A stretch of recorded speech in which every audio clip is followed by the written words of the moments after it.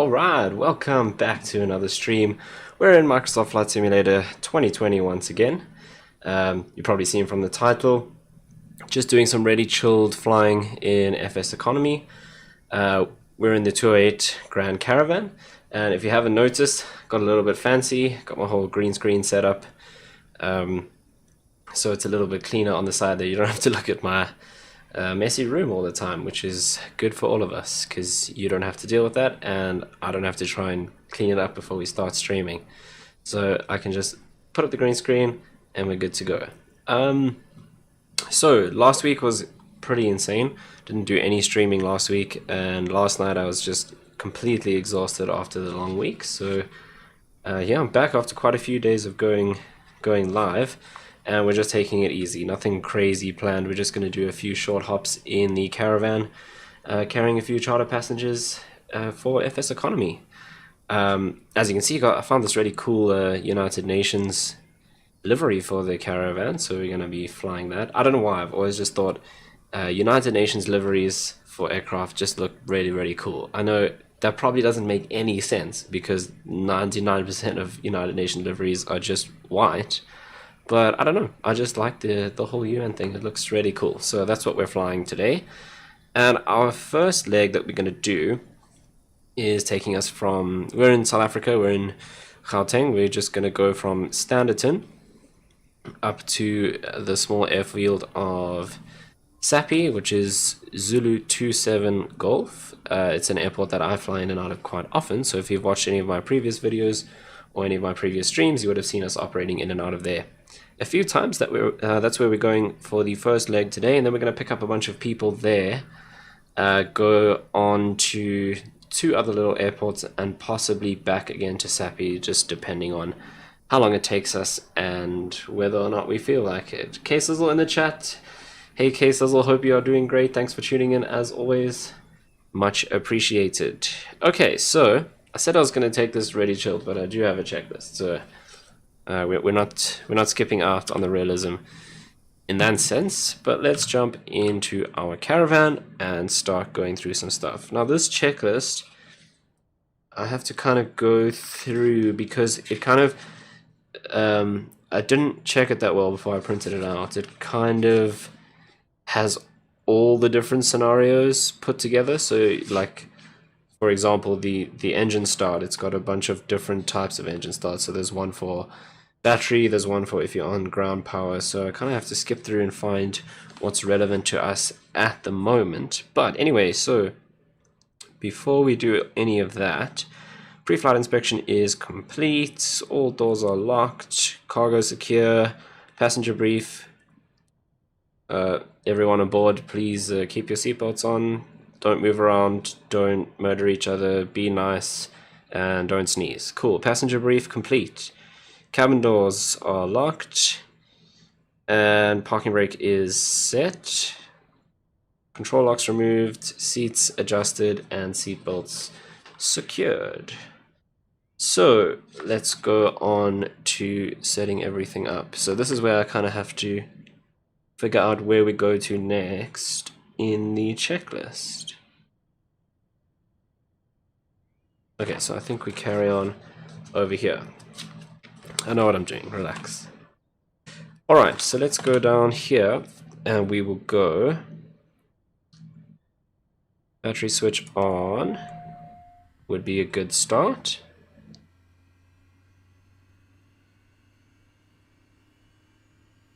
Okay, wing flaps, let's make sure they're all up, which they are. Then we will make sure that our lights are set, so we will go nav lights, hashtag professional, you know it, you know it. See, now I interrupted my checklist.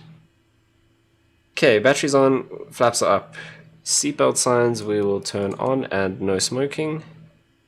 And then the test switch is over here, so this is supposed to be our fire detect, which I can push, but it doesn't seem to do anything. Now I wonder if I have to have my avionics for that, my avionics on for that to actually work. But in the checklist, it comes before turning avionics on, so I'm not sure. It's very possible that it's just not modeled, because obviously this is a default aircraft. There's nothing extra on this. Okay, so we will then turn on our beacon light. How did these nav lights go off? I'm sure I turned that on. All keys. Okay, beacon light can also come on to indicate that we're going to start. Avionics we can turn on, and we will let that initialize and double check our route. So we're just flying VFR today. We're going straight from Standerton, which is Foxtrot Alpha Zulu Whiskey, up to Foxtrot up to Zulu 27 Golf is Sappy's little airfield, out towards Kruger National Park. Okay, avionics are on. Now we can also make sure that our emergency power is normal, but that's not modeled in any case, so it stays in the normal position. Okay, prop area, make sure it's clear. There's no kids wandering around. All good. We'll make sure the prop is full forward. Then we will make sure that our ignition, fuel boost first, so that should be on. And we can then go starter switch, start. And as that starts to turn, we can bring our condition lever to low idle, like so.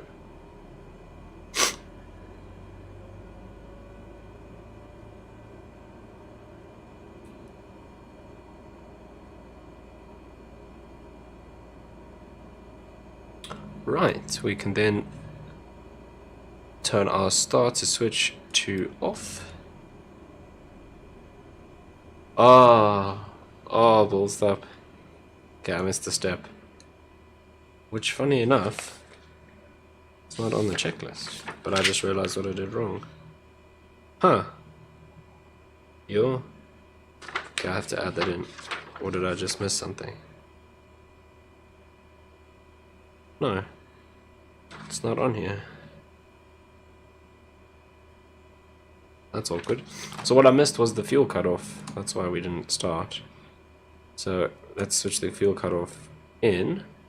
No, that's not in this checklist. Okay, I'll have to add that in myself. Okay, let's go starter. As that starts spinning, we can come to low idle. And now that we actually get fuel to the engine, yeah, that looks a lot better.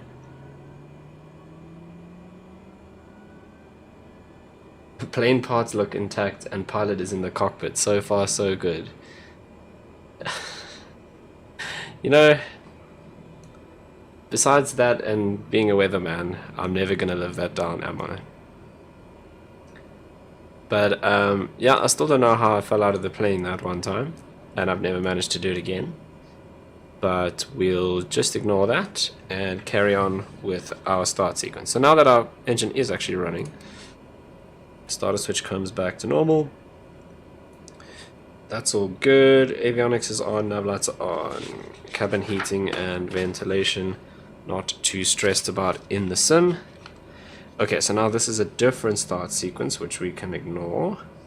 And let's carry on to after start.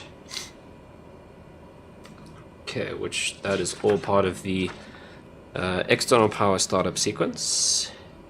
Right, then we are pretty much ready to taxi. So we'll set our cruising altitude before we do that.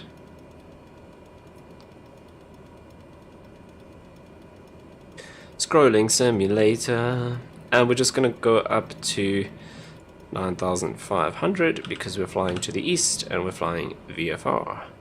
Then we can turn on the taxi lights, which I turned on instead of the nav lights. This is going great. This is what happens when you don't fly for like a week. Start clicking the wrong buttons and making mistakes.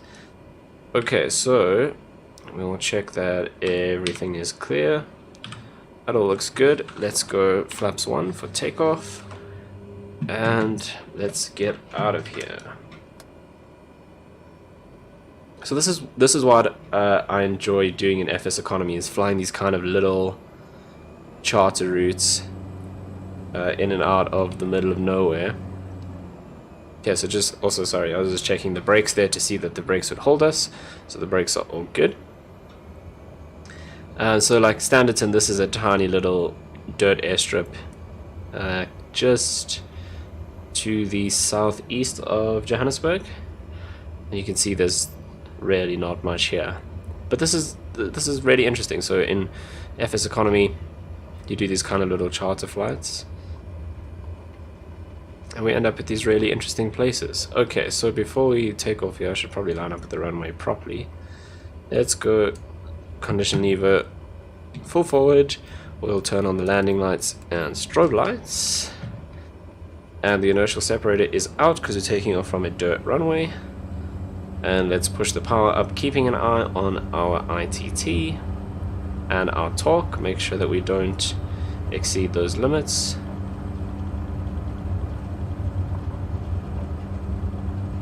And we'll rotate about 70 knots.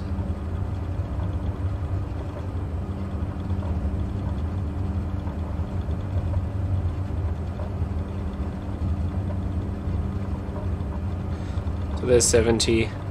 And you'll see we kind of just made it at the end of the runway. Very short little dirt strip here at Standerton. But that is what the Caravan was made for.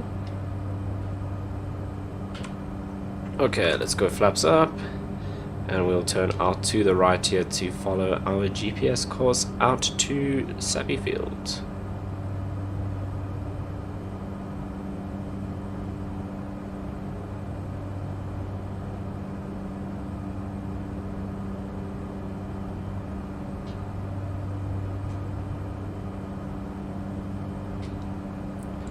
Okay, we'll aim to climb out at around 100 knots or so.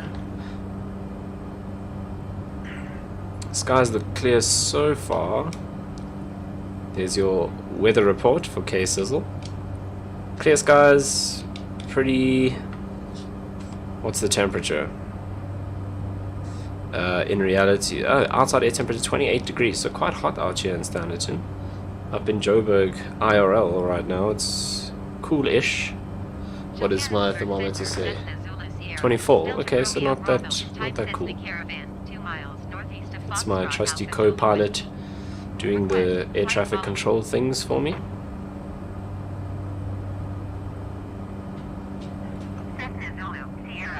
Nice takeoff, thank you. I worked very hard for it.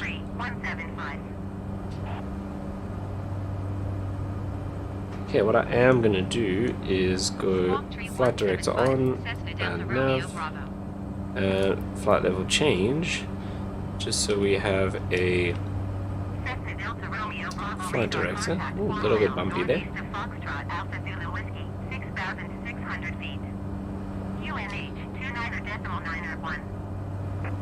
Out to this side there's a bit of clouds in the distance, but where we're going looks fine. There's some cloud out that way. In reality it's been raining pretty much all day out this side. I'm not quite as far east as we are flying, so basically I'm in all of that out there that we're looking at, so not surprised. So it is raining in reality, but that's where we are IRL, so kind of makes sense. Although I can now just see some clouds appearing on the horizon there where we're going. So as usual, when we do these VFR streams, we're probably going to end up in some pretty interesting weather conditions. Okay, I'm going to pop the autopilot on, and that'll take us up to our 9,500 foot cruise. And then at this speed, about 55 minutes to Sappi, but once we get into the cruise we'll speed up and that time will come down pretty significantly. Okay, so now we're in the air, we can turn off the taxi lights. Okay, I don't need to do any of that. And that's all good. Once we get into the cruise we'll pull our prop back a little bit.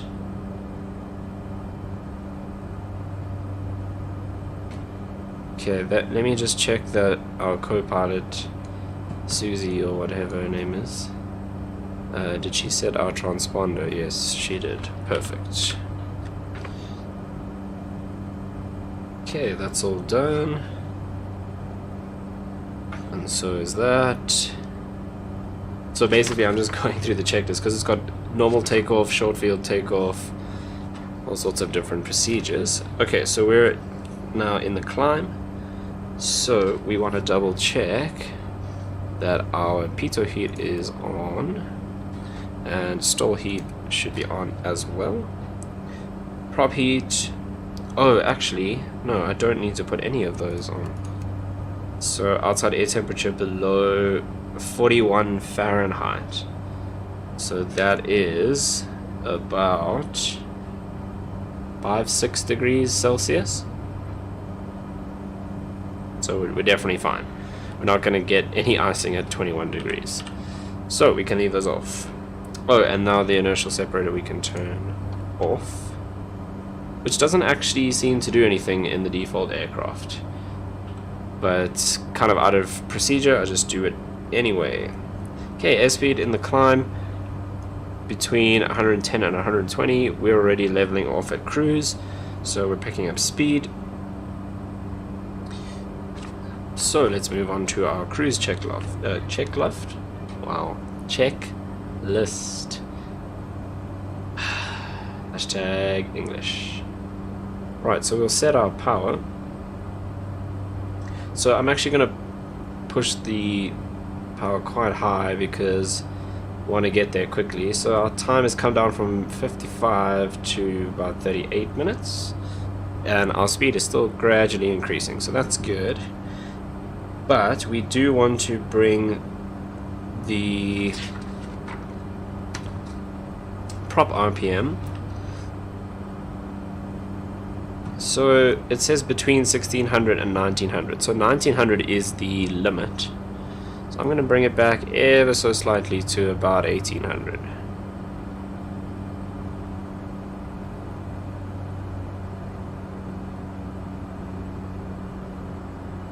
Okay, that's actually quite a lot. Anyway, there's about 1800 RPM on the prop, so that's perfect. Okay, so power is set and we're stabilizing, it seems, around 151, 152 knots indicated. Ground speed 178 knots and time to SAPI about 36 minutes. Okay, then the other thing is to check the fuel balance, and that looks all good.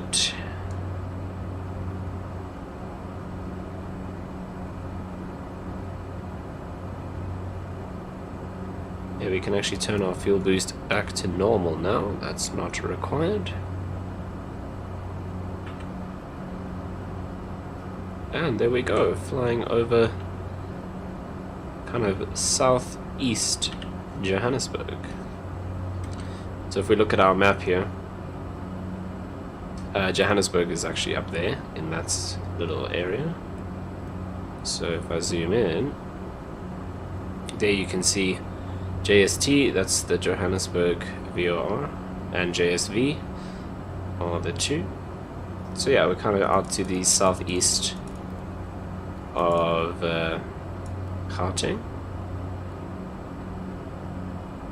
And then Pretoria up here, so there's Waterkloof and Pretoria is in the middle. So Waterkloof and Vonneborn, and Pretoria is smack bang in the middle of those two. So case also is, how many passengers can you have on this plane? That's actually an interesting question because the Caravan comes in many different configurations. So it all kind of depends on the configuration. If we have a look at this one, it's just one seat on either side. Let me just remember how to move around. Oh, I can't go any further than that. Okay. But you can see it's just one seat on either side, so obviously this would be pilot, co-pilot, and then 1, 2, 3, 4, 5, 6, 7, 8 extra passengers.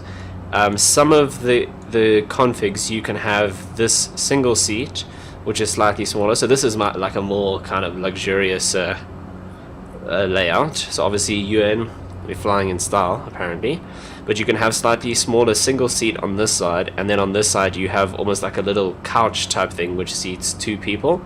So then you can carry an extra 1, 2, 3, 4, sometimes more. So I think the max that these planes carry is up to like 12. But yeah, way loads of different configurations. A lot of the configurations also, you'll have a couple seats in the front and then some space at the back for cargo. So it all depends on the operator and what they choose, or how they choose to set up that aircraft. So today, if I have a look in FSEconomy, now FSEconomy doesn't actually look at the configuration of the aircraft in the sim. It kind of just goes by the maximum capacity. So in FSEconomy, our Caravan can carry 13 people. So that's then kind of assuming that we don't take a co-pilot and we just put an extra passenger on that side. And we have 5 on board at the moment. So I know you can't see them, but one of these seats would be empty. And we have 5 passengers going from Standerton to Sappi. I don't know why. It's United Nations. I think this is actually like a world humanitarian air service, but it's got the World Food Project logo on. So carrying some people who are doing some sort of food aid related tasks for the UN. They're leaving Standerton and going to Sappi. So yeah, 6 people on board at the moment. And now that we're in cruise and we're talking rubbish, we can put on the tunes once again.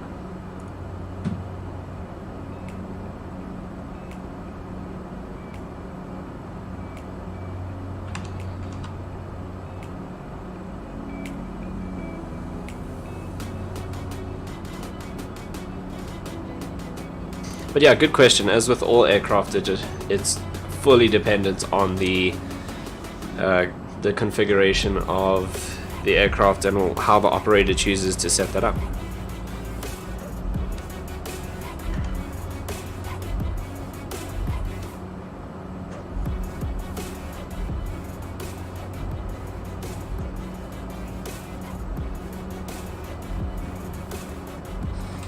Okay, so let's have a look. We're about half an hour out from our destination of Sappi. And all looking good so far. However, there definitely is some interesting weather out there. So, I don't think we're gonna be able to actually do this legally VFR. But we'll see how it goes. We might have to cheat slightly and just kind of go IFR through the clouds. But I'm not going to go through the whole process of filing a flight plan or anything like that, because once again, this is a sim. It's not real life.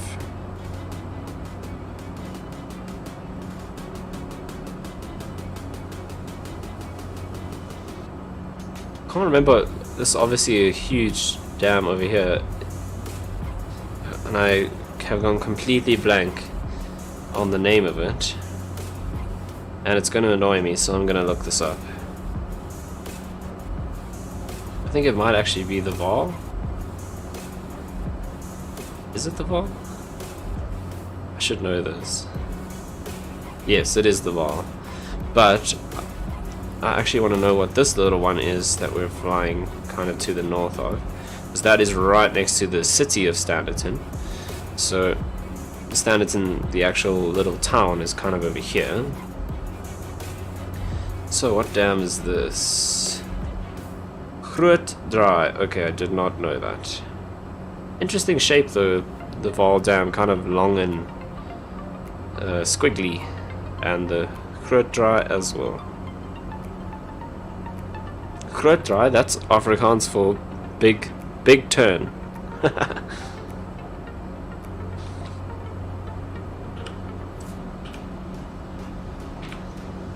Once again, I say it every stream, but I will keep saying it. This sim looks incredible. Microsoft Scenery Simulator 2020 looks awesome. But definitely some weather coming up that we're gonna have to deal with. But it looks like we can maybe kind of skirt in around that side. It doesn't look bad. It's just a few clouds. No, those clouds are kind of dark there, so maybe a little bit of rain and turbulence up that way. But the rest of it looks pretty chill, to be fair. It does look awesome, yeah, it does. But does it look as awesome as my green screen? I was actually really impressed with this setup because green screens are generally pretty picky with how you light them. You normally have to get them lit perfectly well. Well, obviously, the better you light it, the better your key is going to be. But mine, I kind of just chucked it. It's hanging over 2 mic stands at the moment. And I lit it. I mean, I didn't do it badly. I obviously, as someone who does video for a living, I know how to light a green screen. So maybe that was just it, my kind of initial idea of where to put the lights. Maybe because I do have some experience, it just went a lot smoother than for most people. But I mean, I definitely didn't put much effort into lighting it, and it's working pretty nicely. So thumbs up for my green screen and for OBS's chroma key.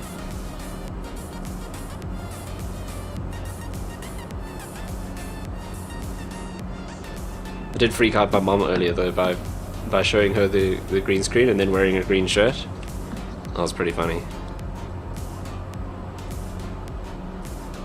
Okay.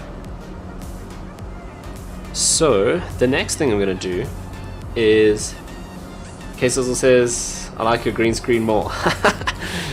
I'm glad.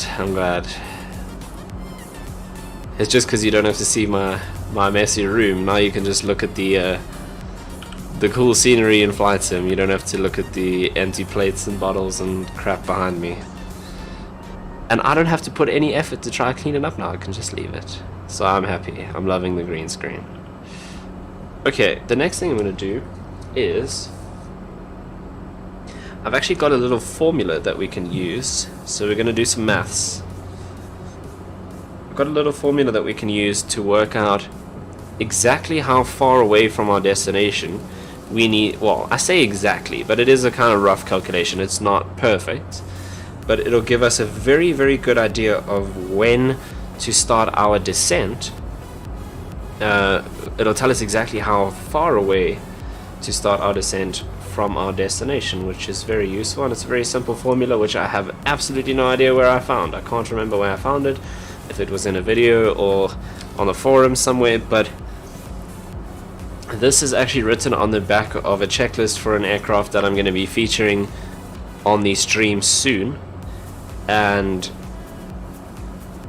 I want to show you the checklist, but it'll give away what plane it is. But if you see this checklist, I'll show you the back.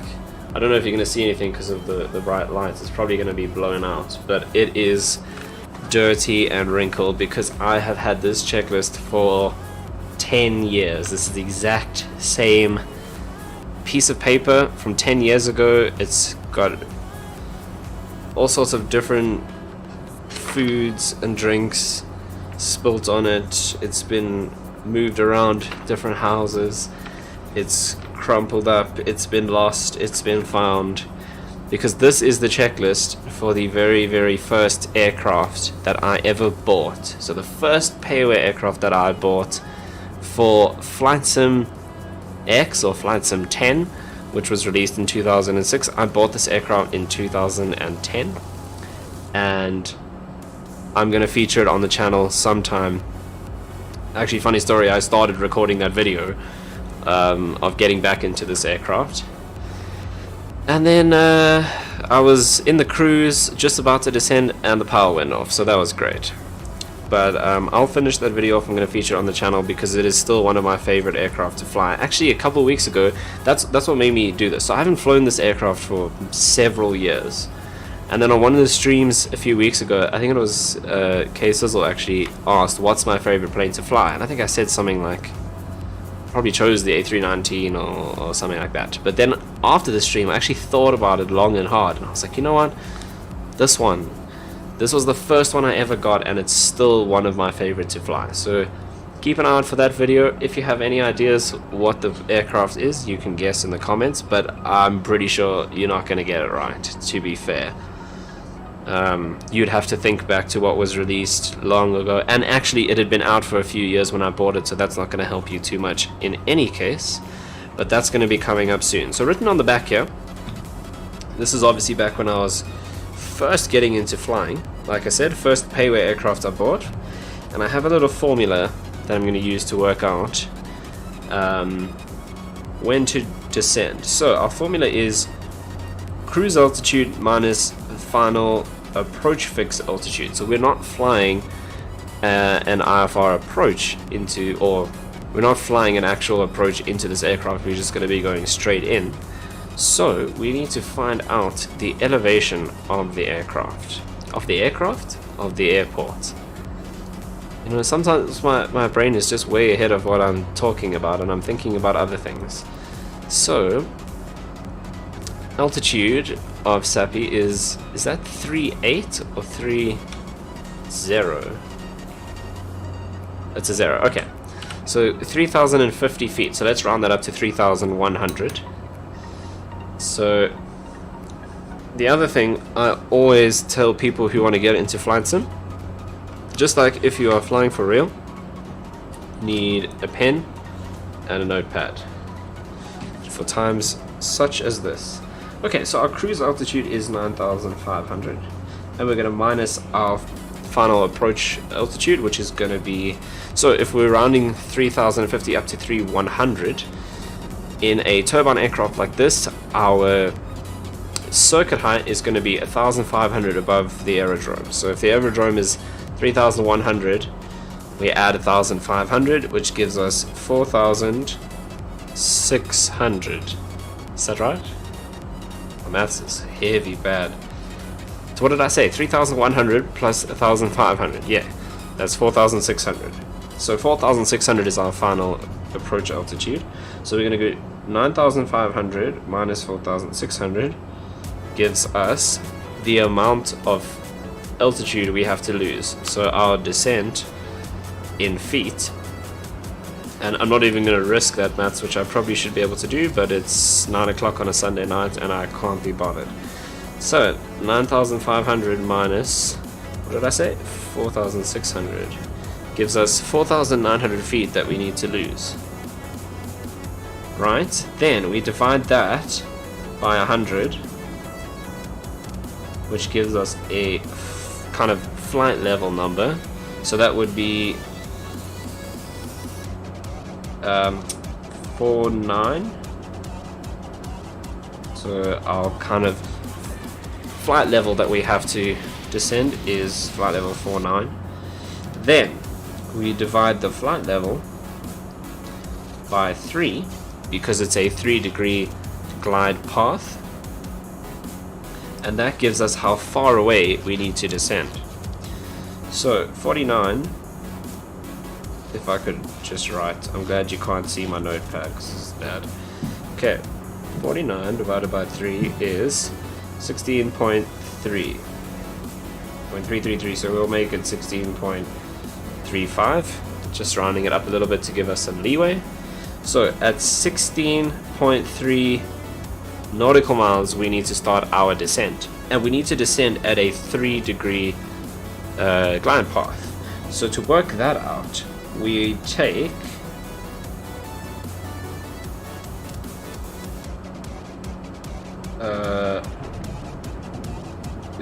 our ground speed and times it by 5, and that will give us our vertical speed that we need to descend at in order to get our 3-degree glide path. I hope I'm doing this right.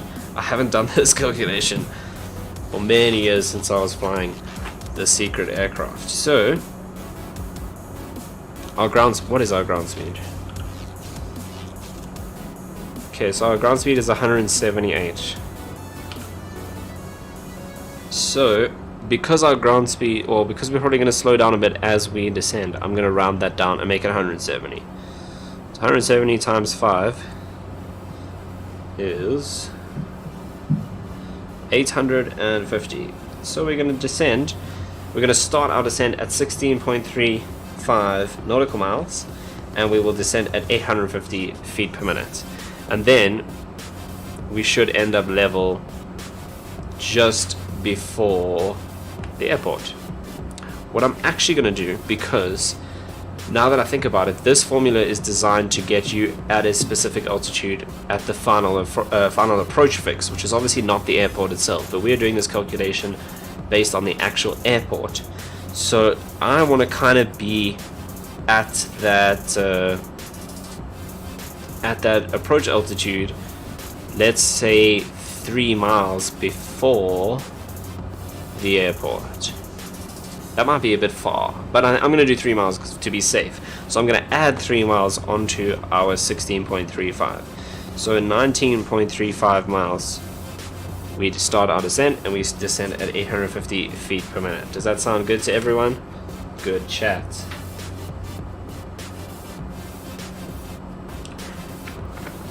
Right, maths is real, guys. They never taught me this maths at school, but I wish they had. Okay. Let us have a look and see how far are we now from... Okay, so we are 52.9 miles from Sappi. So we are going to descend just over 19 miles. So let's just check for our descent. What do we have to do? So we don't need to do anything for icing, because ice is not a problem at 22 degrees Celsius outside. We'll set the inertial separator on. It is a tar runway at Sappi, but it's like not heavily maintained, so there'll be loose stones and things like that. So we'll turn the inertial separator on. No smoking and seatbelt signs, we've left them on anyway. And our altimeters we'll auto set. We'll just use the flight sim cheat. If you push the B key, it just automatically sets your altimeter for you to the pressure in the area that you're currently in. So we'll do that, because this is just a chilled flight. We're not taking it super realistic. Okay, then our prop RPM as we descend, we'll bring that all the way up to full forward, and we'll set our power to maintain around 170 knots ground speed at 850 feet per minute descent. That's perfect. Alright, so it looks like we are all prepped for our arrival into Sappi.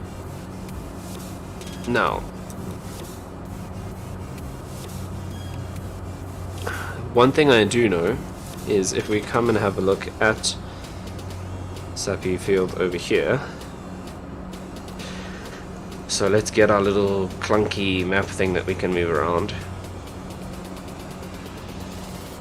This does get a bit frustrating because you can't scroll like in the corners. You got to go sideways and then up. But I think it's like that in the real aircraft. So obviously, if you actually have your hand on it, it's a bit easier to just move the thing like that. So anyway, not a problem. Let's zoom in there. That's out.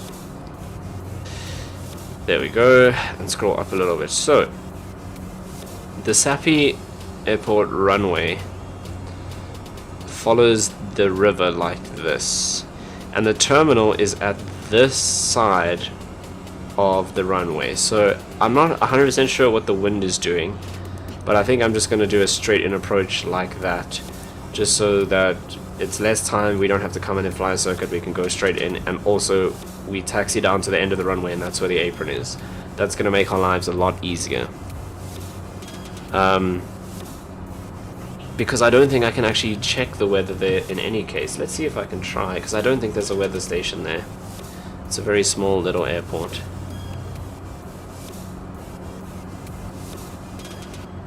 And just a little tip, not a tip, tidbit, I don't know, something interesting piece of information. This grey line over here is a road.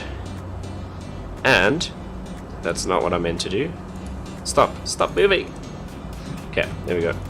This little grey line here is a road. And if you are driving from Joburg or Pretoria to the Kruger National Park, you drive along this little road.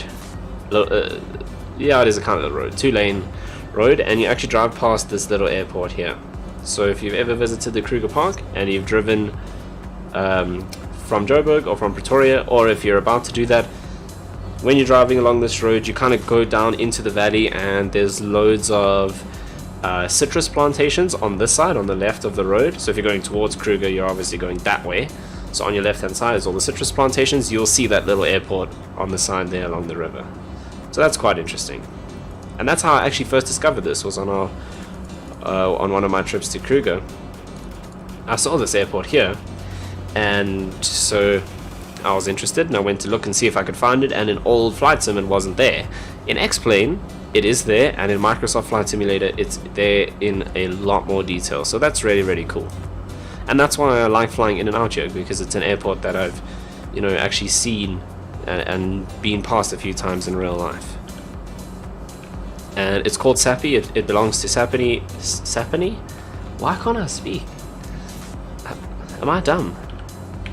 It belongs to Sappi, which is a forestry country. Oh my god. It's a forestry company in the country of South Africa. I'm just gonna keep quiet and let you listen to the music, because there's something iffy wrong with me. Okay, now we're starting to get into the mountains. As we get up here into the northeast, we get into the kind of mountainous area, which is very pretty and very dangerous to fly in when it's cloudy. Quite a few accidents have happened up here on this side. People trying to get in and out of this area when it's cloudy. It's very easy to get disorientated and get lost, and you know, ultimately end up in the mountains. Cecil says, "Wow, your English is amazing tonight." I don't know what's wrong. It was a long week last week. Thought I'd recovered. I skipped streaming last night so I could get my brain back, but clearly I haven't recovered enough. But I'm doing my best. Okay, let's double check how far we are. So we're at 34 nautical miles, so just over 19. That's where we will start our descent. So coming up to our top of descent, we're about 11.5 minutes out. And I don't see any clouds. There's a couple of puffy clouds over there and over there. We're kind of going into that area, so those clouds might be around the airport. All this out here is not an issue for us. But what we can do is come here and display our weather, but I don't actually want that. I just want the next rad. Oops. So according to the next rad, there's there you can actually see the airport. So the apron's kind of at this end of the runway, so we'll come in from this side when we arrive. But according to this, yeah, those puffy little clouds that I was seeing over there, those guys are just other side of the airport, so we should have no issues coming into Sappi Field. Okay, while we're kind of just cruising along, our next flight is from, so we're gonna drop these passengers off at Sappi, and then we are picking up a bunch more. We're picking up 1, 2, 3, 4, 5, 6, 7, 8, 9, 10, 11. So pretty much filling the plane up in terms of FS economy. Obviously in terms of Flight Sim, we don't really have seats for them. They can sit on the floor. They'll be fine. But 1, 2, 3, 4, 5, 6, 7 of them are going to Arno Power Station. ARNOT. Is that Arnott or Arno? Oh my god. Going to Arnott Power Station, which is about 49 miles away from Sappi. And the other 1, 2, 3, 4 are going to Sace, Sace, Saki, Sas? It's S-A-C-E. I don't know how you pronounce that. I'm gonna say Saki because it sounds the best. Sassy. Sassy? Sace? Sache? Something like that. That's not me being bad at English. You tell me how to pronounce that if you guys know, because I'll even write it in the chat. So we're going from Sappy, which I do know how to pronounce, and then we're going to Arnott or Arno, and then we're going to Sache. Oh no.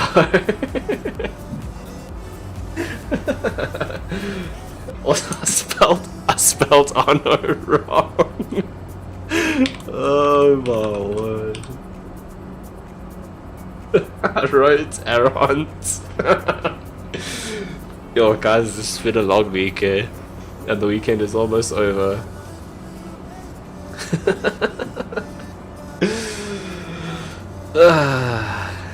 This is why we don't stream. Okay, no, but I want to hear, how do you pronounce Sache? Saki, Sace. The really funny part is that in FSEconomy, I actually own the airport at Sache and Arnott, and K-Sizzle's dying of laughter. I don't blame you. I don't know what's happened to me. I used to be smart. Maybe it's a good thing I'm not a real pilot. Can't speak, can't spell, can't do maths. Maybe I don't think I would have passed. But it is what it is. It's a nice kind of late afternoon, getting into evening flight here. So the sun is setting behind us. Hopefully we have enough light to get into Sapi and then out of Sapi into Arnott and Sache. Okay, so there's 20 nautical miles, so let's prepare for our descent. We are descending to 4,600 feet. And we're going to do it at 170 knots ground speed, so I'm going to pull the power back a little bit to start prepping for that. And there's just about 19.5 miles, so let's go vertical speed, and we're going to go down. It's supposed to be 850, we'll do 900. Then I can keep the speed slightly higher, and we can also, it just means we'll get to our approach altitude a little bit sooner.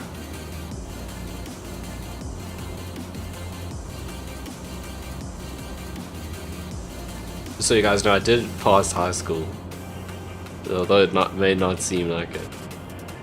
I didn't do well in high school because I was lazy, and I did pass. I know that might be surprising after tonight. Now, here is one of the issues with our little descent calculation that we just did, is that it just kind of takes into consideration us descending in a perfectly straight line to the airport. But as you can see, because of the terrain here, that's not going to be the best way to do this. Oh, and there's the classic Microsoft Flight Simulator global lightning, which happens everywhere there's a cloud. So I think what I'm actually going to do, I'm going to bring us off to the left here into the valley, because we're actually literally flying over the steepest part. So I'm going to slow our descent rate a bit. Let's go down to 500, and then we'll bring our heading bug over here to about 030, and we'll go heading mode, and that can take us into this little valley on the side here.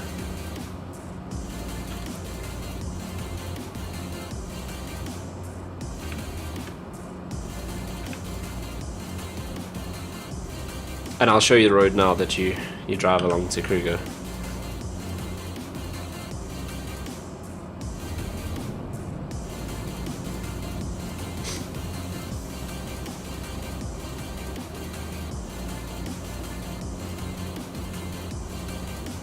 That's kind of cool how the clouds are sitting just in the valley there. Looks awesome. Okay, so I think we're going to descend into the mountains if we keep this going. So let's level off at 7,500. And that should let us kind of skirt across the top here and into the valley on that side.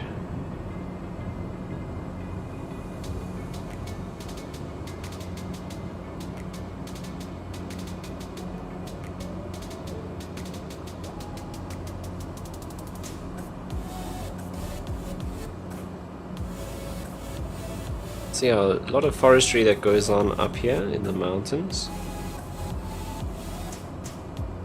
and a lot of, like I said before, quite a bit of citrus plantations. It really is pretty though. So I think, if I am correct, the airport is just about there, I think. Maybe further this way. But there's that low patch of cloud. Damn, I hope that that's not over the airport. But that, okay, it's just behind the airport it looks like. Because otherwise that would be a bit of an issue. Alright, so this is Microsoft Flight Simulator, not Microsoft Autopilot Simulator. So let's take manual control. And we did all of those fancy mathemagics for nothing, because I'm just going to visually fly this in. But it's good to keep practicing, keep your brain active, because when you don't stream for a week and you don't do maths, look what happens, you start speaking like I am tonight. So let this be a lesson to all of you. Keep your brain active.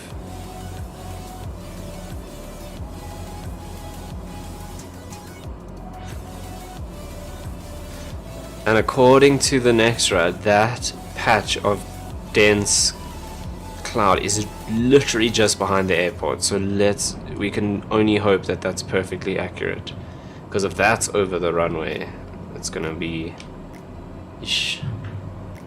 problem. Okay, but underneath us here, this road over here, this is the road that we take to Kruger that winds along with the river here, which is really cool.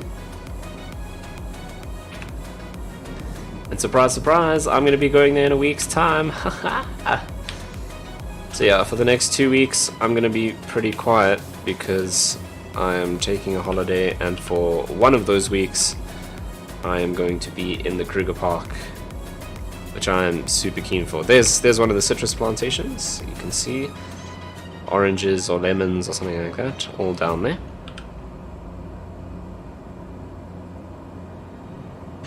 Okay, so let's go prop full forward. Inertial separator can come on so we don't get any stones into the air intake for the engine. And we will just follow the river in. Simple as that.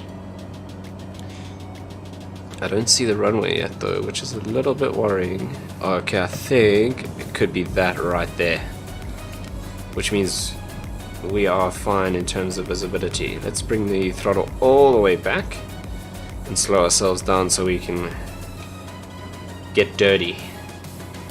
No, I mean get the flaps and stuff out. That kind of dirty. Dirty configuration. There's flaps on. Keep the nose down. Ooh, a little bit bumpy over the ridge line.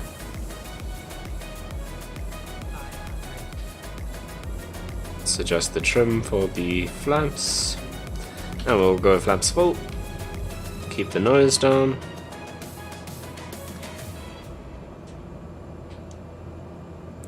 Yeah, so that's the road underneath us. The highway out towards Nelspruit and Hoodspruit and the Kruger Park. Is that the runway there? Oh, there's the runway there, I think, behind that little patch of water. So it's literally right on the edge of that that big cloud bank, which is a little scary. More citrus farms.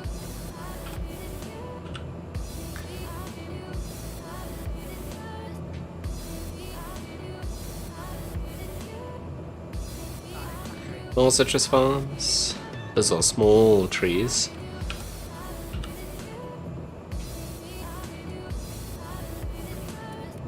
Oops, little bumpy. Okay, we're a little slow. Let's put some power in. Keep the nose down.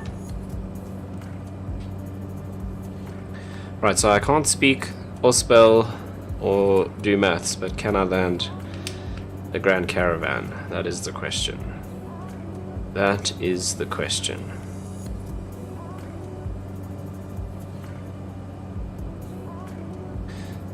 Even more citrus farms. And in the sim, apparently this river flows uphill there. We'll just ignore that. Okay, probably should start lining up at the runway. That would be a good decision, I think, at this time.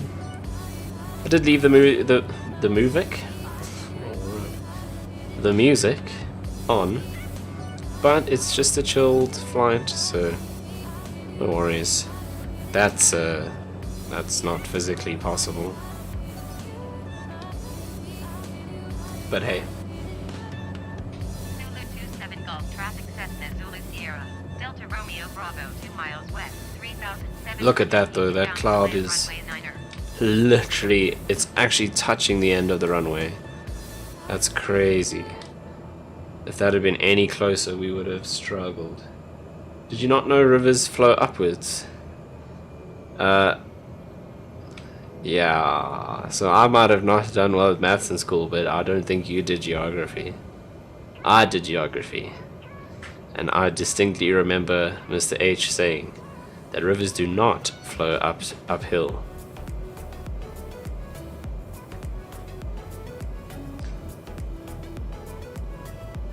Look at that landing. So, looking at the crash, what's it called again? The windsock. Not much wind. Little bit of a crosswind. No issues. Who's texting me?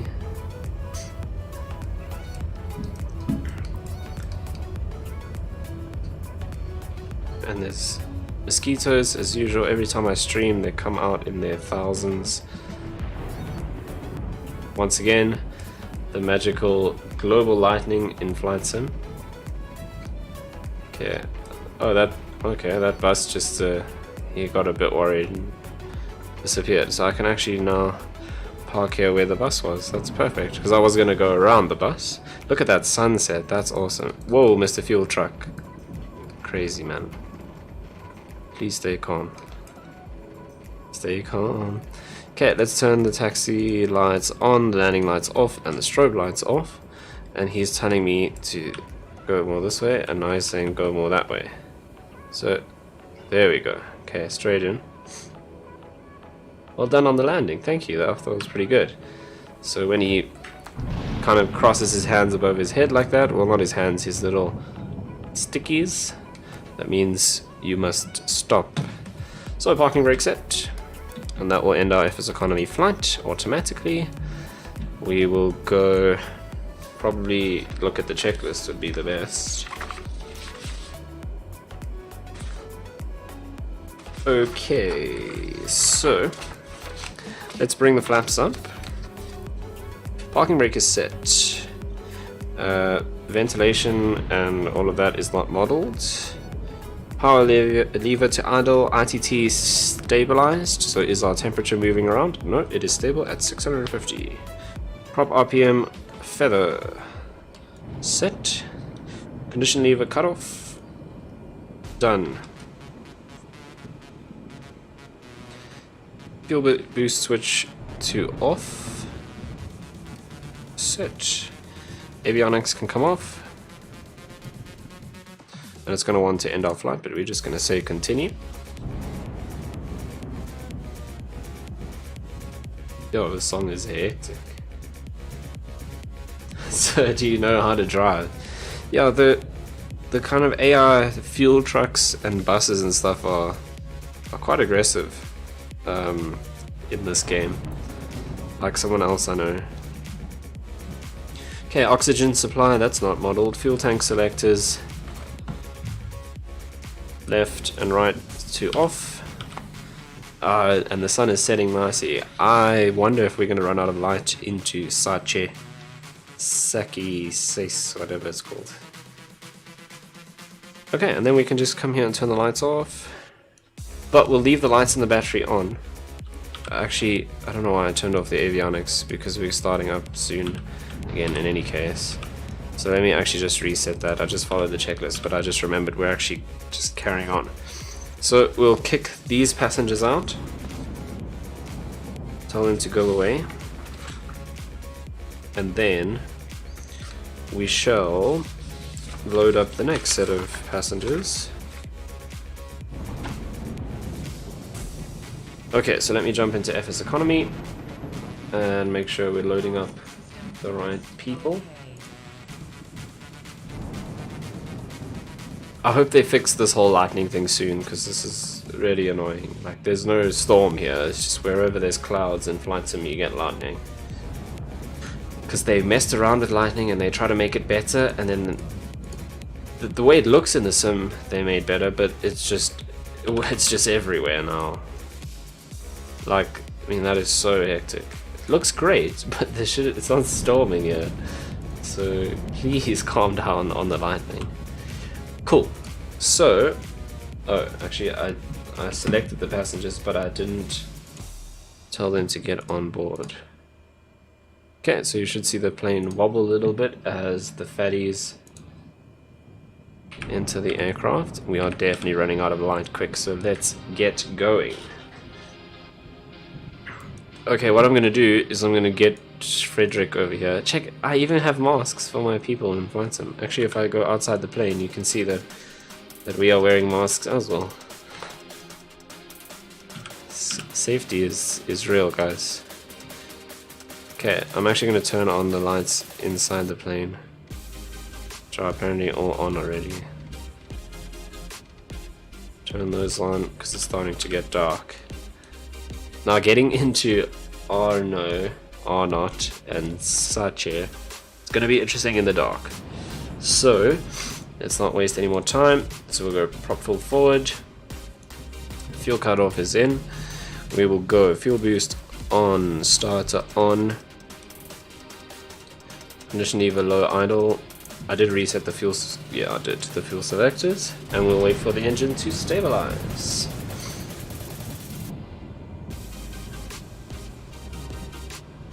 Like so. Flaps 1 for takeoff, starter can come off. Lights are set. Okay, altitude is gonna be 8,500. And let's go. So I'm gonna have to turn this way just so I don't run over Freddy. Hopefully I don't run over this nice...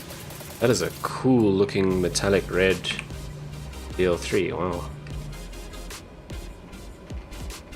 Is it just me? Does it feel like this cloud is actually moving over the airport? I think it is, because it was kind of just at the end of the runway. So it is moving that way. So let's get out of here before that becomes too crazy. So that can go all the way up. These can come on. Strobe lights and landing lights. Turn to line up the runway. Inertial separator is on. Flaps 1 for takeoff. And here we go.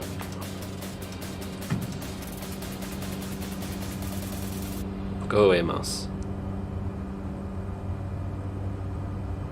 Okay, so watching the ITT and watching the torque.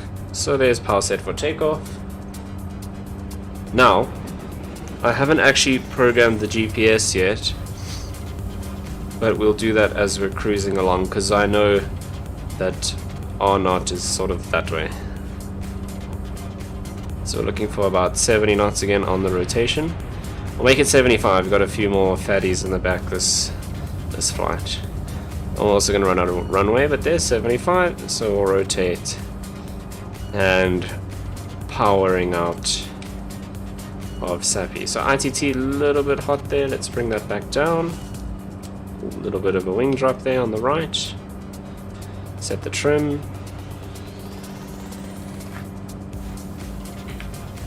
There's the highway.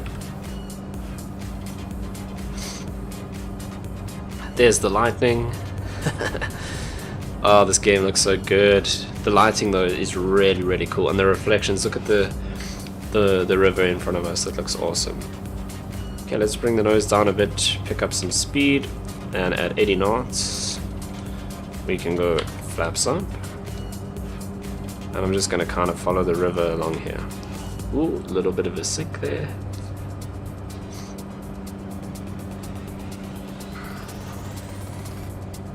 Okay, so we want to pitch for about 110 knots or so. So let's let the speed increase.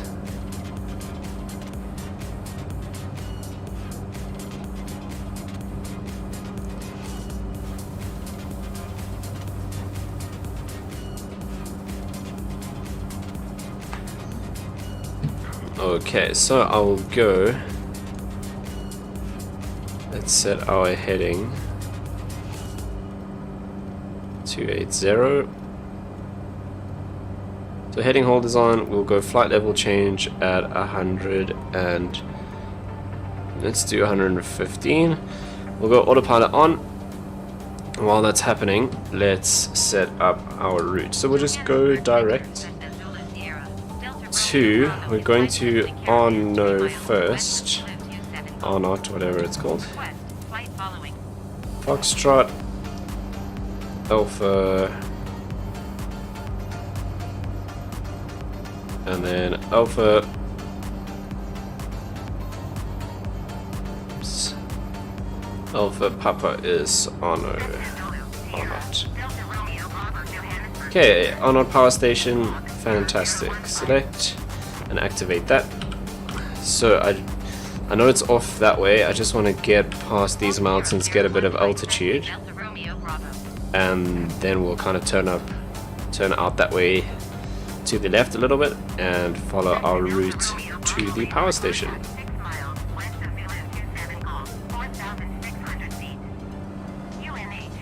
And when I drive to Kruger in a few weeks, we'll come all the way down this road along that way. Not a few weeks, in about a week's time. Copy Cessna, Delta Romeo Bravo.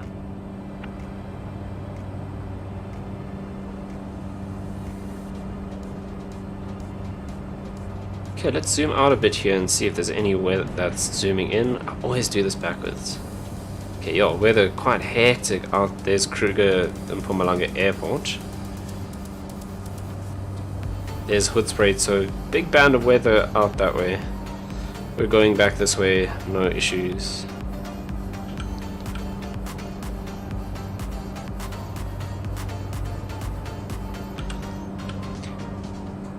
I can definitely feel that the plane is a lot more sluggish than it was before because we took on some more fuel and we took on a lot more passengers. So the weight imbalance is a thing in the sim, which is cool. And then we've just broken above the ridge now. You can see the sunlight now coming over there, which is really, really cool.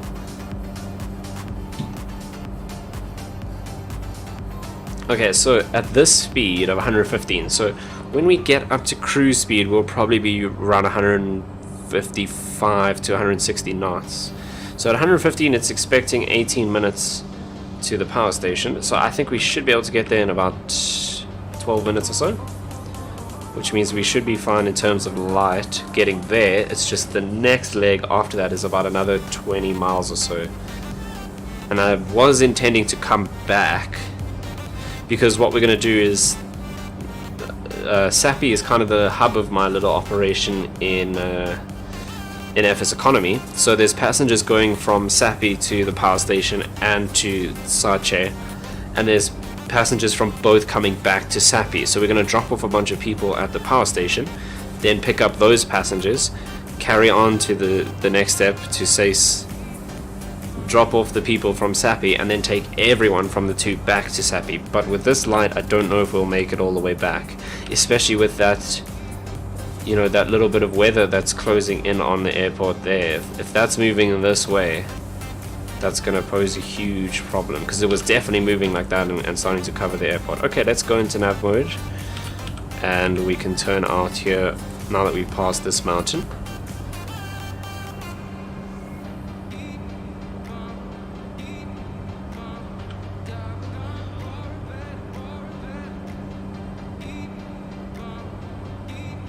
So we are just about past 7,000 feet.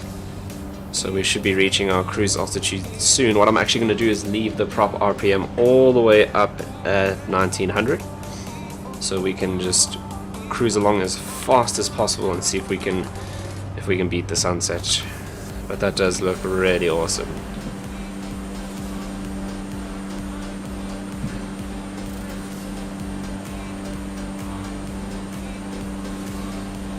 I wonder if you guys see this screenshot overlay. No, you won't. Perfect. Take a couple of screenshots.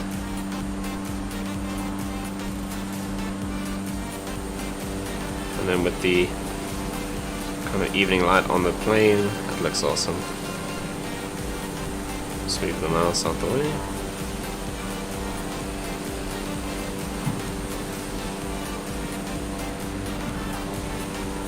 I always think that's the coolest looking thing, when you just get the low clouds that sit in the valley like that. Okay, there we are, turning along our path now, and we're about just under 1,000 feet to go to our cruise altitude.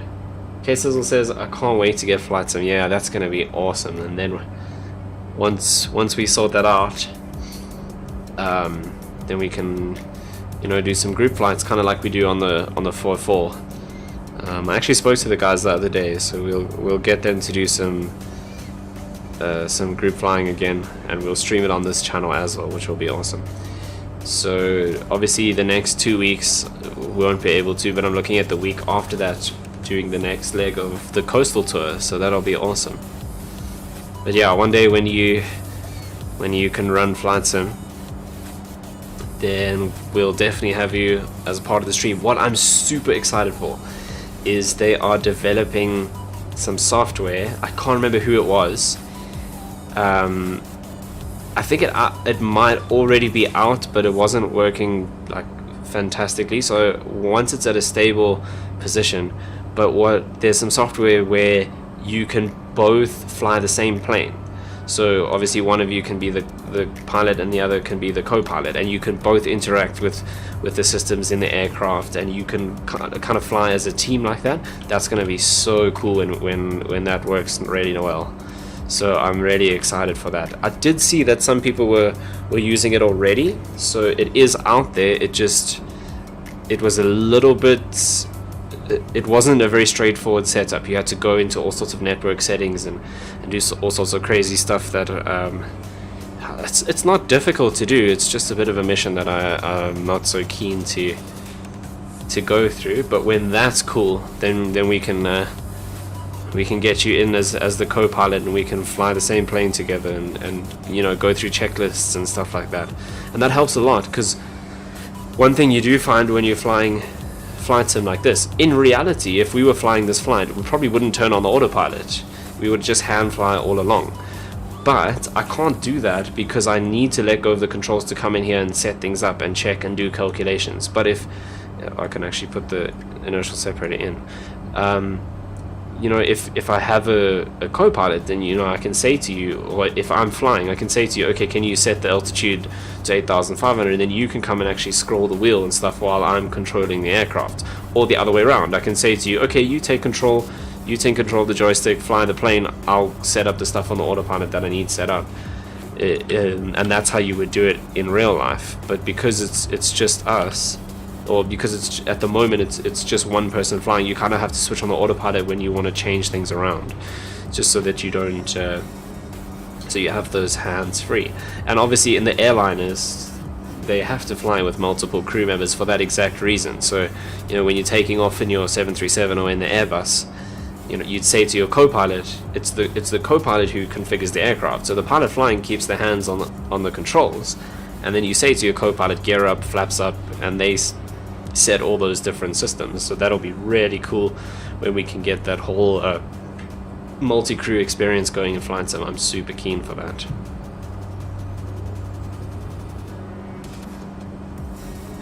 But yeah, flight sim does need a beast of a computer, which at the moment is kind of the, you know, the barrier for entry for a lot of people, is just having a rig that's beefy enough to run it. And in all honesty, like, I'm not running on full settings on my computer. My computer's a few years old now. It's not a underpowered machine by any means, but it's definitely not top of the range anymore. It was when I built it, but now it's a couple of years behind. So I'm not running this. It's running smoothly, it looks great, but I'm most decidedly not running Flight Sim at its full capacity. One day when I'm big, I'll build a newer computer. We'll have fancy RTX graphics cards and all that. Okay, now that we're cruising, we're at 154 knots, so it's about right. And we're about 7 minutes out from the power station. This is quite a difficult runway to spot, so we're actually going to have to use the map a bit. And the one thing we do look out for are these two dams. We fly right between these two dams on the approach to the airfield. So we need to look out for those two dams, the smaller one on the right hand side, which is these here. There's a tiny little one in the middle that doesn't show on the map because it's too small. So we're going to fly in between those, and we know the airfield is just other side these two dams, and I think the runway faces kind of that way if I remember correctly.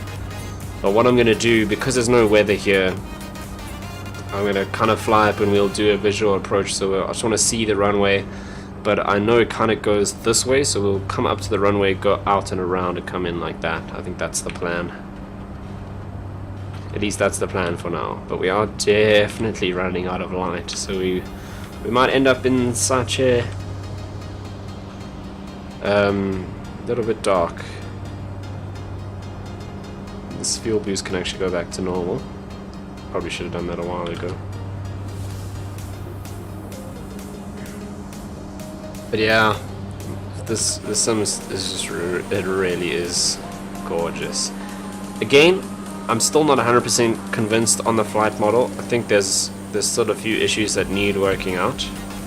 I still think that especially the rudder is very, very twitchy, and I've said that from day one.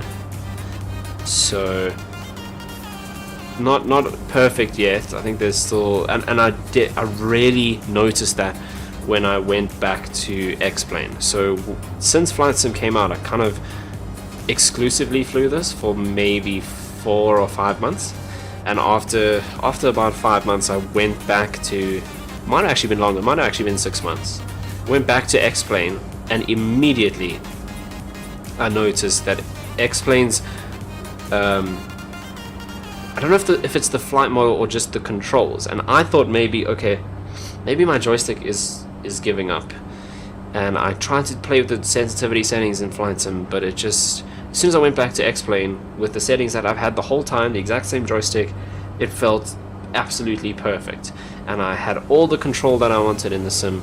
But in Flight Sim it still feels very, very twitchy, so hopefully that's something they're working on. And I have heard a few other, streamers and that I watch regularly say similar things. That just looks awesome out there with the clouds. So yeah, I'm still not 100% happy with the actual controls in Flight Sim. And also, there's going to be some big X-Plane news coming out soon. So there have been rumors that they have something in the works to rival Flight Sim, which is awesome. I mean, that'll be so cool if X-Plane can come out with something that competes with this. That is a win for everyone, because the only way you drive people to improve their products is through competition. So if everyone else kind of just gives up and says, oh well, Flight Sim's got this amazing scenery and all of this, and they just go, whatever, we're out, then Flight Sim will kind of, the Flight Sim developers can kind of slack off and get lazy because there's no competition. But if X-Plane comes out and they show us something awesome, and they've got some new features that make people go, oh cool, this might actually be better than Flight Sim, that's going to push Microsoft to keep improving this, so that people have a reason to stick with flight sim and not move over to X-Plane. So the competition thing is always good, so I'm really keen to see what X-Plane has planned, because apparently there are big things in the pipeline for X-Plane. And I wonder if it's most likely going to be X-Plane 12, so we'd have to, you know, re-buy the sim. I'm guessing it's going to be a new X-Plane, so an X-Plane 12, or there's a small chance it could be an update to X-Plane 11, which will be great. It means you don't have to buy another sim. But if it's a change as drastic as something that would compete with flight sim, it's probably going to be an all-new simulator.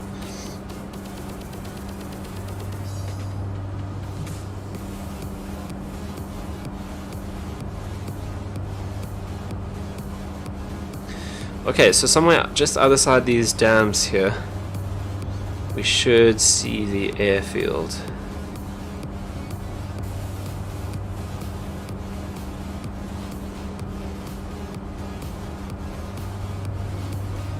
Okay, in any case, I'm going to start descending. So we'll come down to about, let's actually check on here. 5,500 feet. So we'll do 6,500. Oops, I went below that. 6,500. We'll just do flight level change and bring the power back. But we actually should do 1,500 feet above. So we'll do 7,000 feet. And let's see if we can spot the runway. So those lights over there, I think that's probably the power station. So we should be probably just other side those lights, I'm thinking.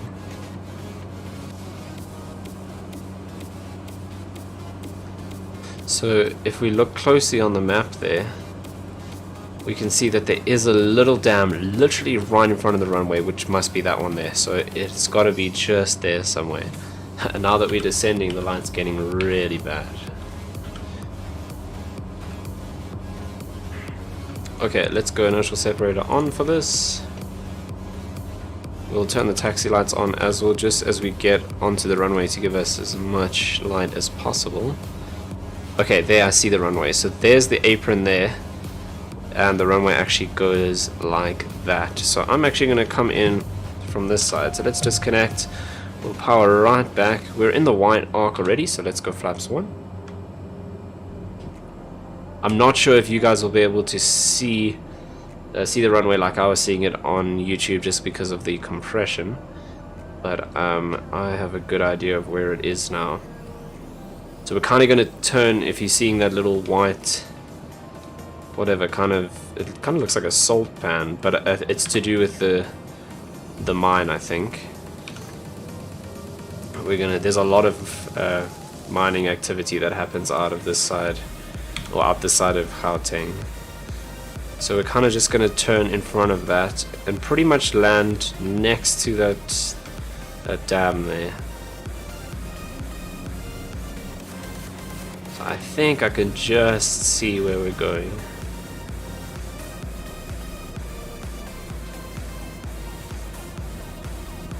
So if I zoom in quickly, there we can see the runway. So I'm turning a little bit sharp. And the apron is quite close, so I think I might actually just smack the reverser when we hit the runway as well. There we go.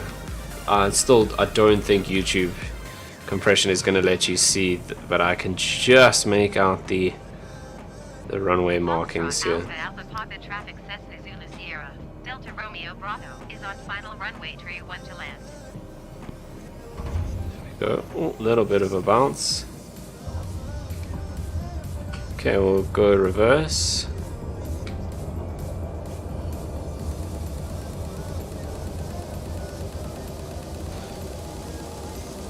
And what's cool here is we don't actually have to go on the apron. We can just taxi on the grass here.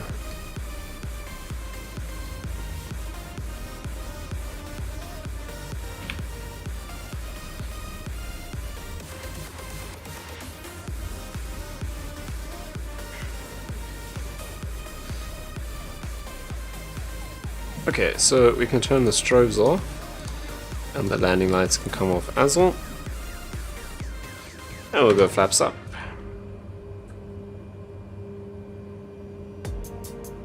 Is this plane a bit bigger than the Cessna? So this is a Cessna. So obviously Cessna make a wide range of aircraft, all the way from the tiny little, 152, which is like that one next to us there, which is a little two-seater, mostly used for training. But they make that all the way up to private jets. So the Citation range, or fairly big business jets, which can seat 8-10 people in some cases.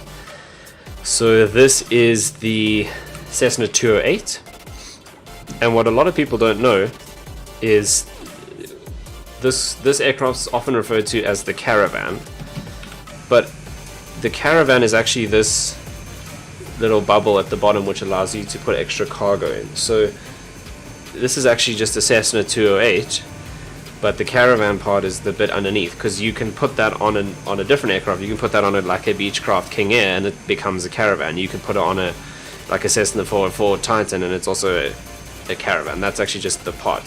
But because this is the most common Caravan aircraft, and if you're doing charters and bush flying and that kind of stuff, this is the absolute workhorse of the charter world. So the Caravan is one of the most common, it's probably the most common aircraft for these charter situations, and that's why it's generally just referred to as the Caravan, just because it's the most common Caravan type aircraft. So yeah, this is a Cessna, but if you say is it bigger than the Cessna, I think you probably mean the one that we were flying last time, which was the 172, which is a little 4-seater trainer. So yeah, this is much bigger. If I jump outside again, you can see there's a little 152. All three of those are Cessna 152s at the back there. So you can see we are a lot bigger. Those maximum 4 people inside, and 4 people's a bit of a squish. Oh, sorry, the 152s, these are 2-seaters. So 2 people up front, that's it. And when you sit in there, you're kind of rubbing shoulders with whoever's sitting next to you. So with the 152s, two people at a push. With this one, you can comfortably seat 12 people in when you've got those double seats on the one side. So yeah, much bigger than the Cessna we were flying last time, but it is still a Cessna. Okay, so let's double check our FSEconomy stuff. Right, so I think what we're gonna do is, it is getting pretty dark, so we're gonna imagine, before I do that, we're gonna shut down the aircraft completely.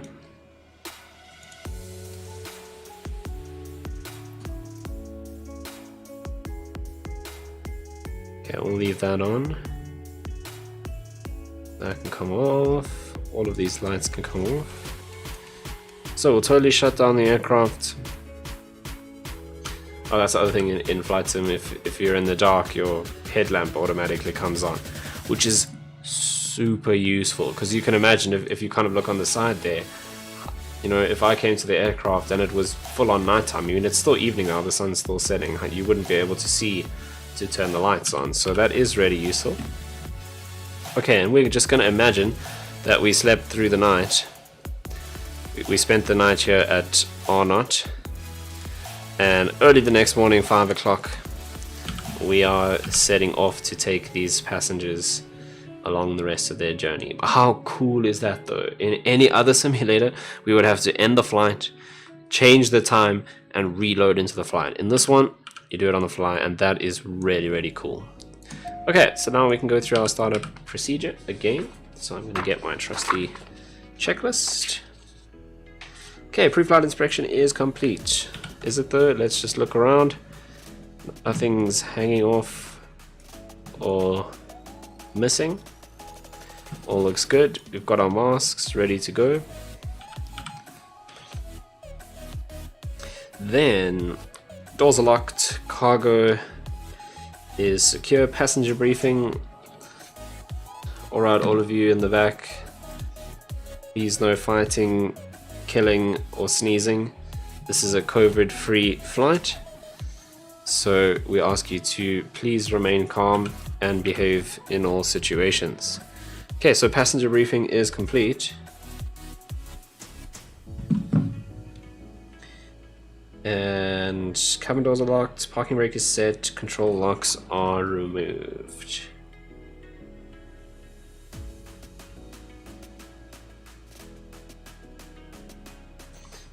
Okay, let's move that out the way.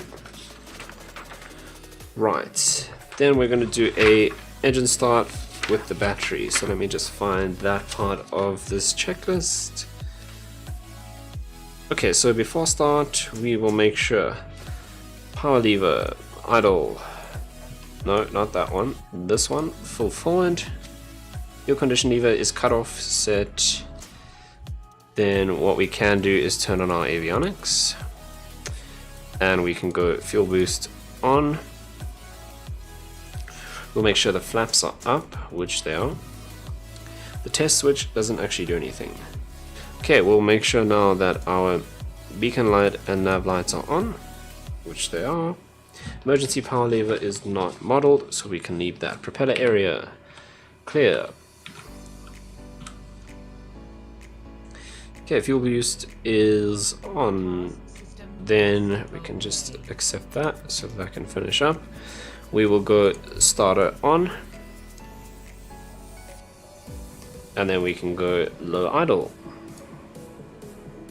Let's check that that actually starts up correctly. There comes our oil pressure, and our oil temperature is in the green already. Oil pressure is now in the green. ITT is rising, so that should end up at about 650 degrees. So with a maximum of 1090 degrees. If we go above 1090 degrees for more than 2 seconds, it's a hot start, and we will not be continuing that flight. That engine will need to be checked out. Okay, and then at idle, our max ITT should be 685. So as long as we're less than that, we're all good. And we've stabilized that at 597. K-Sizzle off to bed. Thanks for the stream. We'll tune in next time. Thank you so much, K-Sizzle. Always joining the stream, always supporting. Much appreciated. Sleep tight, and we'll see you in the next stream. Right. Okay, starter switch can now come off. Because we are done with that. Fuel boost switch can be normal. Avionics are on, nav lights are on, so that's all good.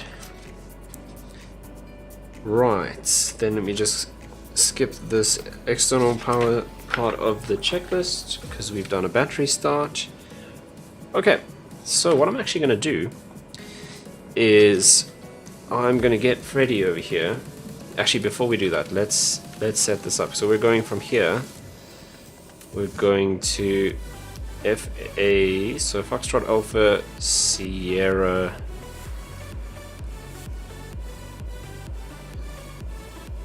Sierra uniform is Sache. Come on, there we go. So we'll set that in, and once again we'll be up at 8,500. So that's set and ready to go. Then we'll make sure that our passengers are all loaded and ready to go, which they now are. Then what I'm actually going to do is I'm going to open up Pushback, what's it called? Pushback Express, the FS to Crew add-on, and I'm actually going to push us back from this area now. I realize I probably should have done this before starting the engine. That's a little bit unrealistic. Where did it go? Oh, there it is.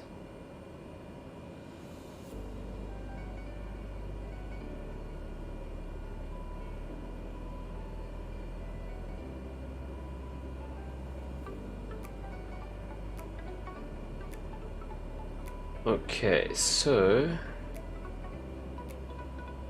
what I do need to do is quickly grab this document, which I have absolutely no idea where I saved.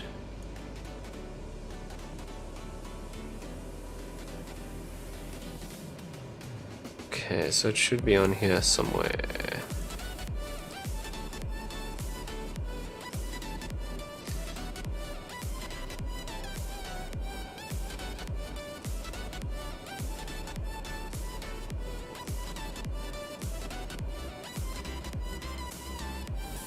Okay, I'm actually just gonna do this. Ha! Okay, so it actually won't let us push back with the engines on. That's pretty cool, actually. So, alright, let's not do the pushback, we'll just taxi and turn around to the right here. So I'll turn my taxi light on. Okay, we just have to make sure that we don't hit this fuel station. So I'm gonna go out this way and do a nice sharp turn here to the left. Once again, it doesn't matter if we taxi on the grass. We're in a caravan, it's made for bush flying in any case. Okay, so let's go flaps 1, and I'm gonna taxi out to the end of the runway because we are pretty heavy. Alright. So, taxi check, our brakes are checked, flight instruments all look good. Let's reset our altimeter. And also, our flaps are set for takeoff. So, it's for takeoff. Flight controls, free and clear, all good. Altimeter set. Altitude select is set. Fuel boost switch should be on normal, which it is. Fuel tank selectors both on set. Fuel quantity checked, we got more than enough fuel. Fuel shut off fully on, which is in, and it wouldn't have started if we had it out. Okay, elevator, aileron, and rudder control trims are all set. So 3 set.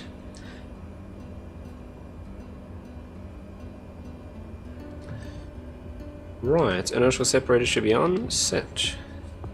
And we are just about ready for takeoff. Okay, so prop RPM full. Overspeed governor we would normally test by pressing and holding, but that's not modeled, so we are not going to do that.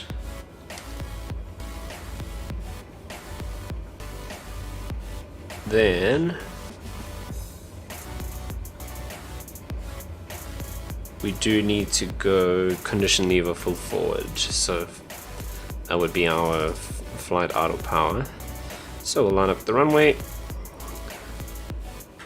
Let's stop just there and go condition lever full forward. Flaps are set for takeoff. That all looks good.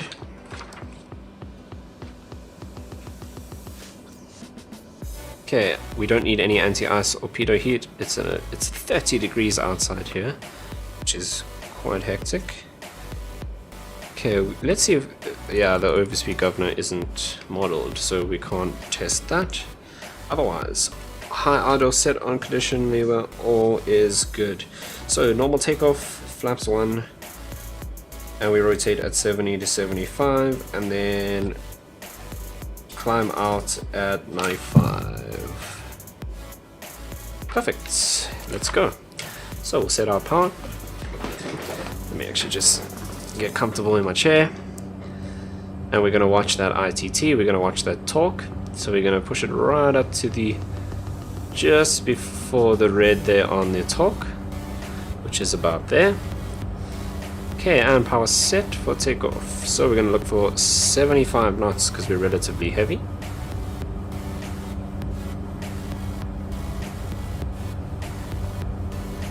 So there's 55, 65, 70, and 75.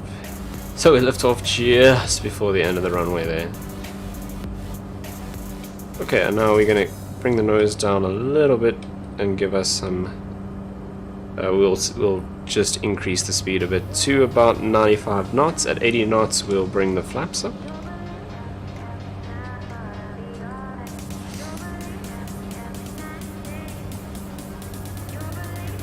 There's 80 knots, flaps up.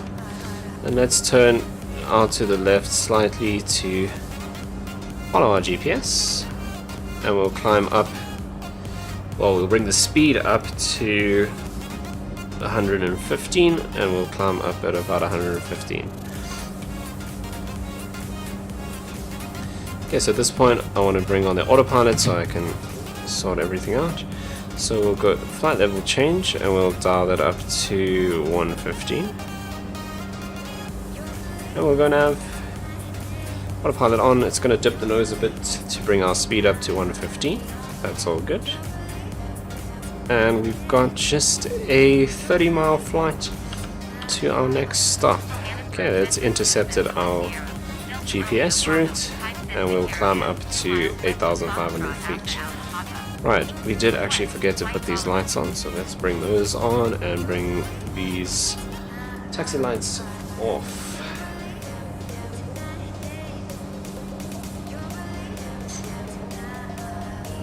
And there we go, powering out towards Johannesburg. Co-pilot is doing the radio things, which is great.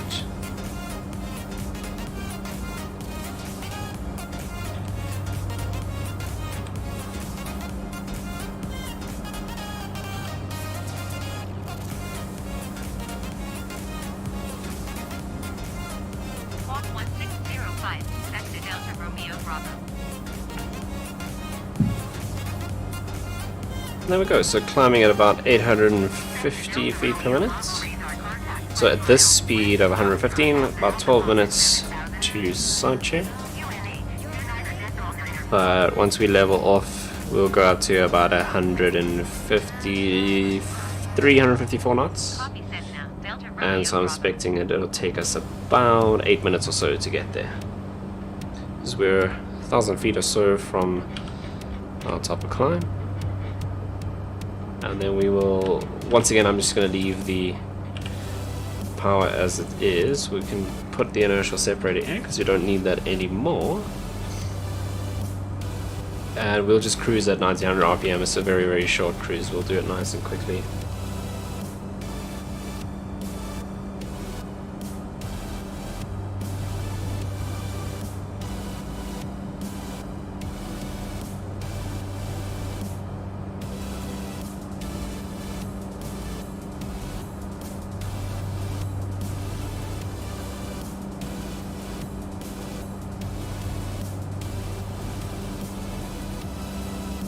Okay, so there's 8,000 feet. It's another 500 feet to go, and everything looks good.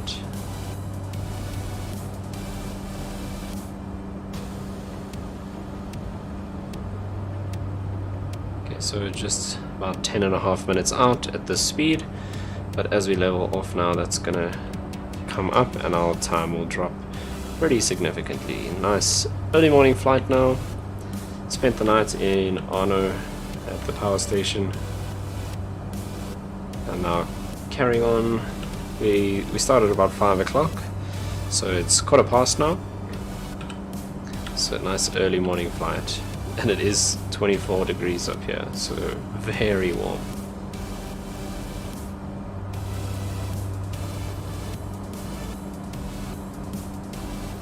Alright, so we're at our cruise altitude, 8,500 feet. We'll reset our altimeter. And speed's picking up.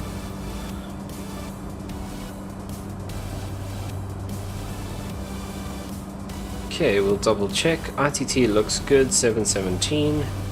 Torque is good, and RPM is all good. No issues there.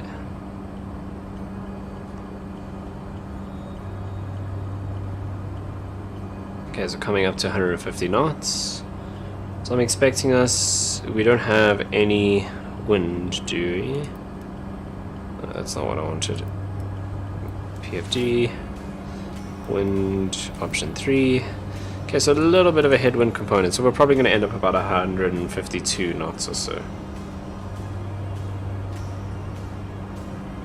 And already our time en route down to just under 7 minutes.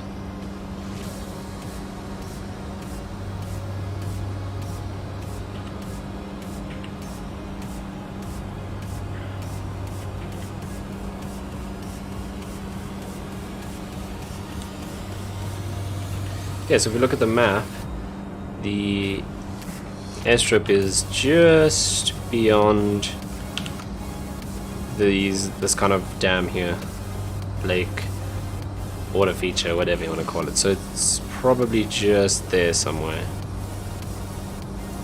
So not far. We're about 6 minutes out now. There we go, 153 knots, so it's pretty close.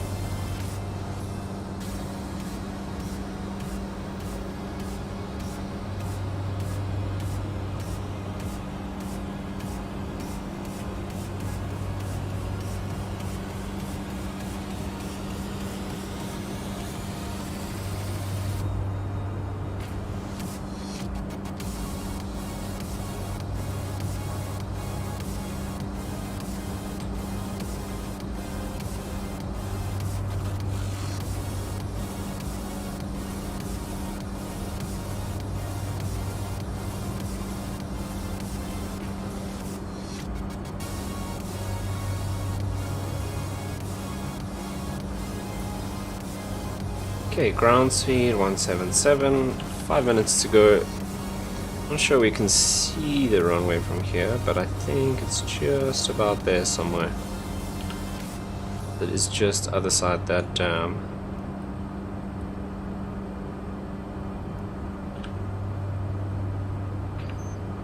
Some little towns, that looks like some sort of mining activity there. It actually looks like a mine dump. I think that's, in reality, that would be, you know, kind of raised up. You can see the edges there, which would kind of scale down like that.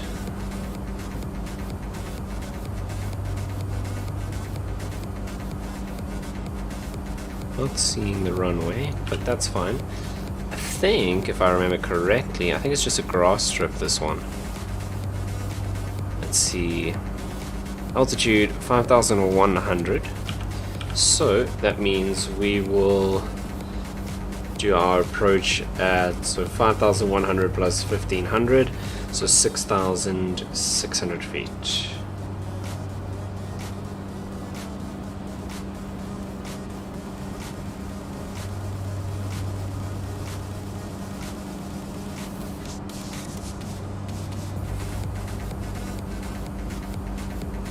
It's an interesting looking water feature. It looks like it's perfectly round with like a strip in the middle. I wonder if that's like some sort of... It's very possibly like a man-made treatment facility or something. Lots of mining activity out here. In fact, Witbank, which you can see, there's Witbank Airport, which is, so it's just up there.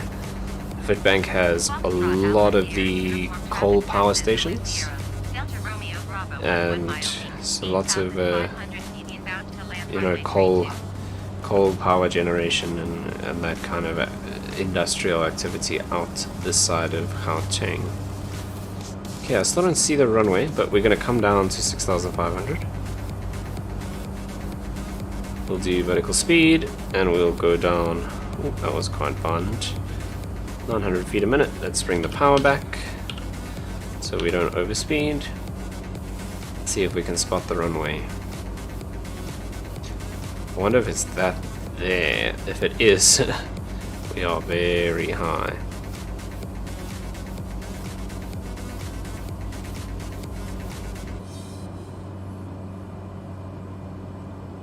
Looks like it could be that, possibly.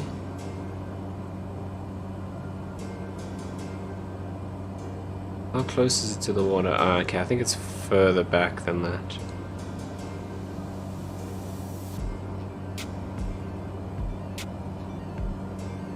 Okay, so still not... Well, if I'm not seeing it this clearly, we should be still kind of far away. So probably there somewhere. We are 2 minutes out. We've still got a bit of time.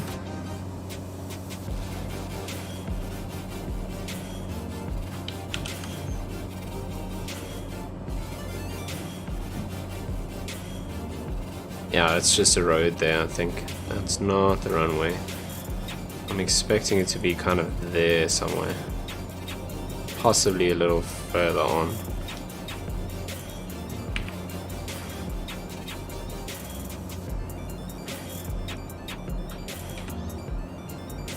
Oh, the sim just looks so good.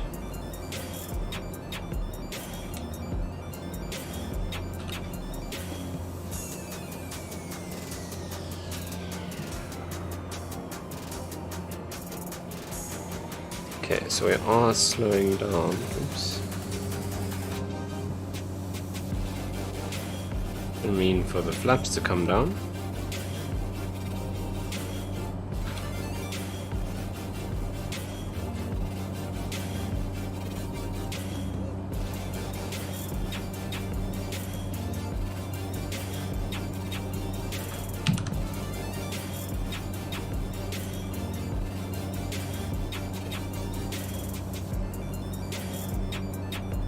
Huh, I'm not seeing it. Okay, we're at 6,500, and according to the map, we're just about on top of it. I'm just not seeing it.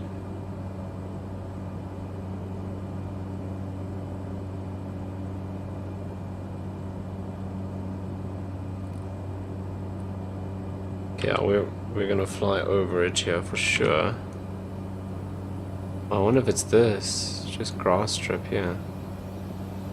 Ah, there it is.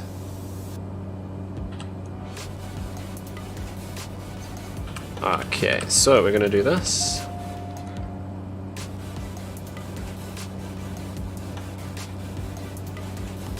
There she is down there.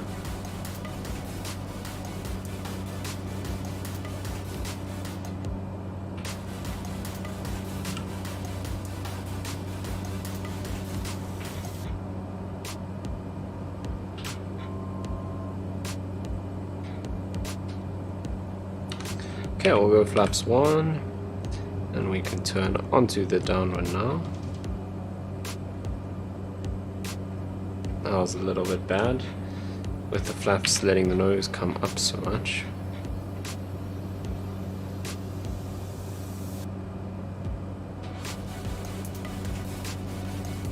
Okay, so there's the downwind. We can start our descent, because we're passing the threshold now. Bring the power back a bit.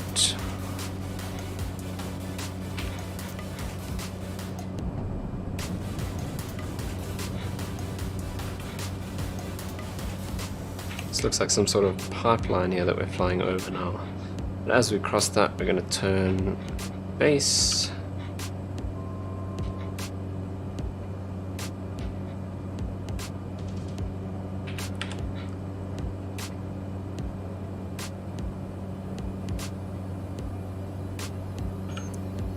And we got flaps full.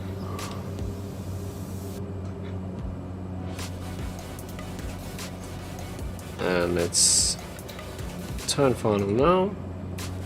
This definitely looks like mining activity below us here.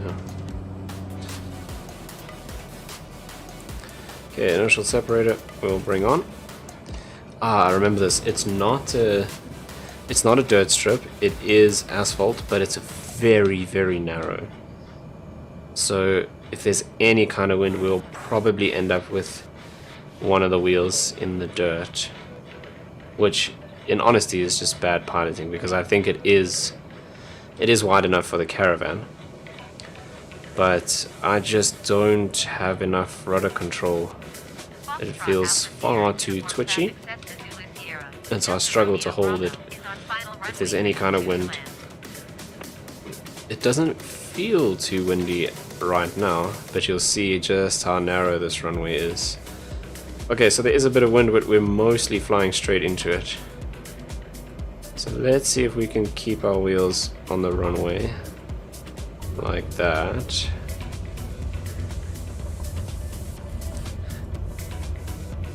Interesting, it does have X's painted on it, so this is in reality not an active runway. However, in FSEconomy it is still very much active, which is why we're landing here.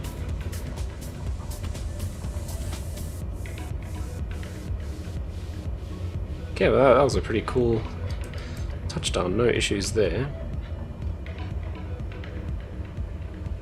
Let's bring the flaps up. And as we turn off here, we'll take the landing lights off and the strobes off. We'll bring the taxi lights on. And there's kind of one little parking spot here next to the fuel. And I mean, we're not going to fit in there. There's no ways we'd hit the fuel station. So I'm just going to stop here. Engage the parking brake. That'll end our FSEconomy flight. Let's go ahead and shut down the engine so that we can get the passengers off quickly and load up the next set.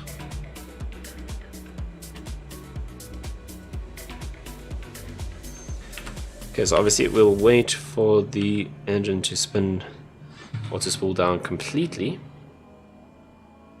and then we can turn our seatbelt signs off, which they already are. Whoopsie. Alright, let me go back into FSEconomy and double check that everything's correctly set there. Right, so now we have a full load of 13 passengers going all the way back to Sappi, and we have 210 gallons of fuel. That's 63%, which is more than enough. So let's start that FSEconomy flight. There we go. That's loaded up, and we can start the engine again. So we'll go fuel boost on, prop full, starter switch on, and we'll go low idle. We can also put the seatbelt signs on.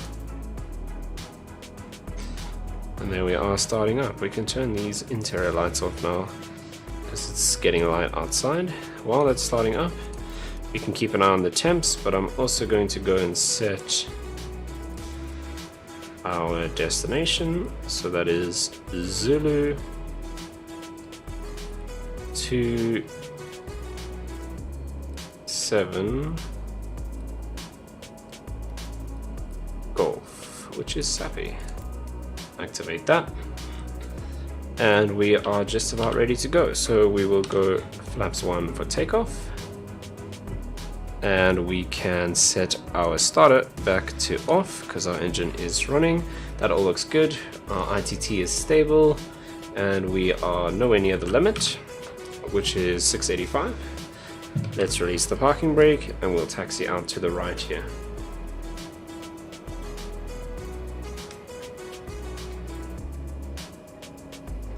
And I think actually what I'm going to do is just swing around like this. Should have enough space. Once again, we're in a 208. Oh, I'm not going to make it around there. We'll taxi around. How about that? We're in a 208. This little grass apron is no issue for us. So that's the other thing I found, is that I don't think the aircraft in Flight Sim 2020 turn sharply enough on the ground. I mean, in reality, these aircraft can just about, just about turn on their own axis. So maybe I'm not doing something correctly. Maybe I need to use the wheel brakes more, but it definitely seems like it for example, X-Plane, I could have easily made that turn. But maybe that's a realistic thing? I'm not 100% sure. Okay, so let's set the power. I'm watching the ITT, watching the torque. Taking off with a bit of a tailwind, but not too much of an issue. Let's just try and keep it on this narrow runway. And we're looking for about 70 knots. Rotation speed 70 to 75. This is a pretty short runway, so I think we might have to rotate at 70. Okay, there's 70 knots. Now, and rotate. And we'll keep our climb out relatively shallow and get ourselves up to 80 knots where we can retract the flaps.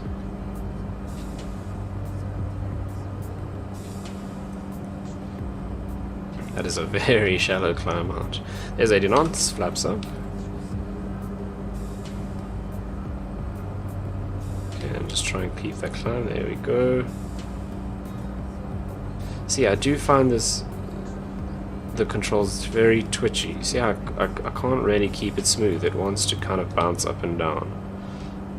And it's just Flight Sim that does this, so who knows, maybe the flight model is so realistic that I've just gotten so used to other sims that are less realistic, and so I'm struggling to do it properly. But I don't have that problem in any other simulators. Let's just smooth this turn out a bit before we carry on messing with the autopilot. I'm going to bring the nose down with the trim so we can speed up to about 115 knots. Okay, we're going up to 9,500 feet because we're flying VFR to the east. So we'll go flight level change and we'll turn that up to 115.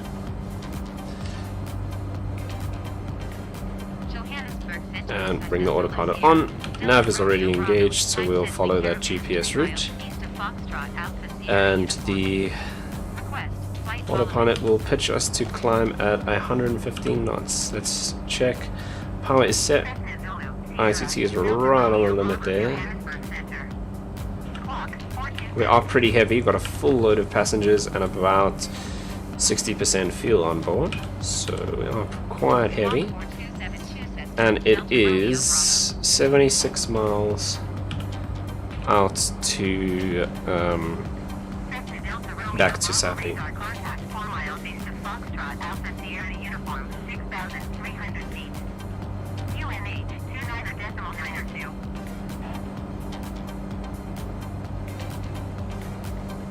They're just watching the ITT, just getting a bit high. Let's pull the power back a little bit.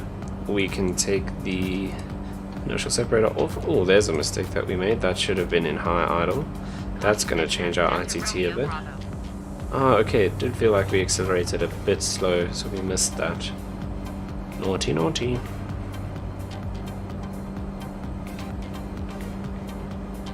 Okay, ITT looks good, torque is good. Prop is full forward still 1900. And we're climbing at 800 feet per minute, 150 knots indicated, no issues. Nice morning flight, flying into the sunrise, looking good. Reset the altimeter.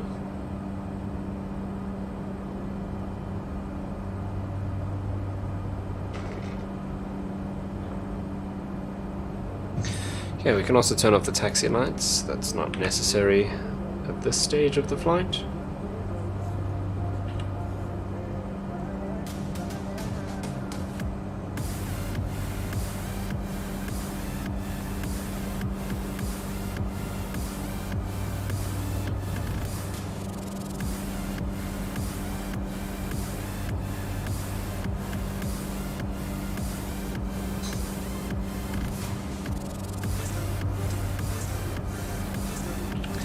Okay, looking good. So there's 7,700 feet.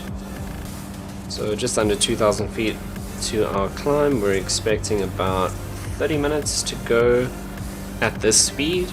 So probably about 25 minutes, 22 minutes once we reach our cruising speed, which according to the wind we got a little bit, 6 knots tailwind roughly. So probably with that angle we probably got like a 2 or 3 knot tailwind component. So we'll probably end up at about 155 knots indicated in the cruise, which is all good.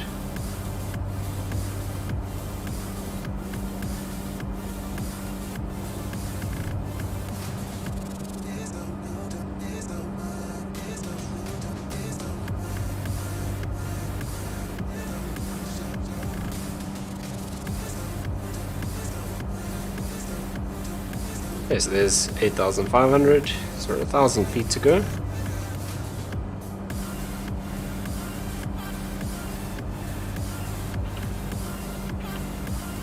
And all looking good this side. A little bit of weather out that way. I wonder if you remember when we took off from Sappy, there was that little kind of patch of low, very low cloud in the valley there that seemed to be just moving in over the airfield. So I wonder if that's gonna cause us problems when we get there. According to Nextrad, it doesn't look like there's any issues there. In actual fact, this kind of, you know, line of clouds, it does seem to actually be moving to the east, which would make sense because in reality I live around this area and we had all these storms pass through here early this morning. So if this kind of, you know, storm range is out here to the east, it would make sense, having passed through here early this morning, that it's moving out to the east. So it should be improving around our destination of the Sappy field. So I think we'll have no issues getting in there. That should be fine. Yeah, this cloud bank definitely, it was, you know, the kind of orange area, the thick area was right over Kruger earlier when we looked. So it does appear to be moving out to the east. So Sappy is behind it. There was just that one patch of cloud in the valley that was hanging right near the airport. Okay, so we are at our cruising altitude now, and our en route time has already come down to 24 minutes.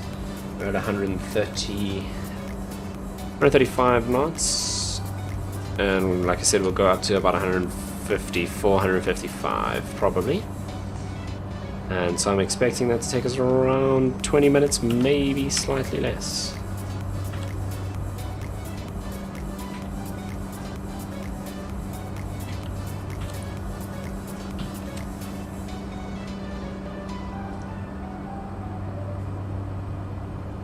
I'll say it again, this sim really does look fantastic.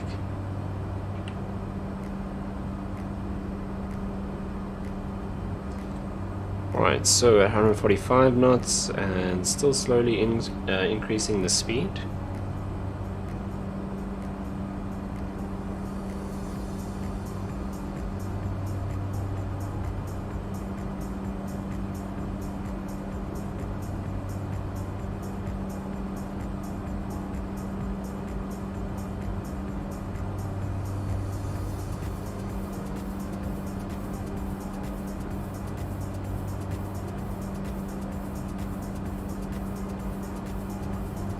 Okay, 150 knots.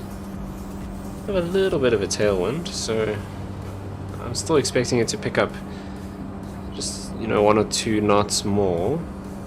But at this speed, we're looking at 20 minutes in the cruise. So what I'm actually going to do, I'm quickly going to take a break. It has been just over 2 hours, so I'm quickly going to go get something to drink, go to the bathroom, and I will be back just in time for us to descend into Sappy. So see you in a bit.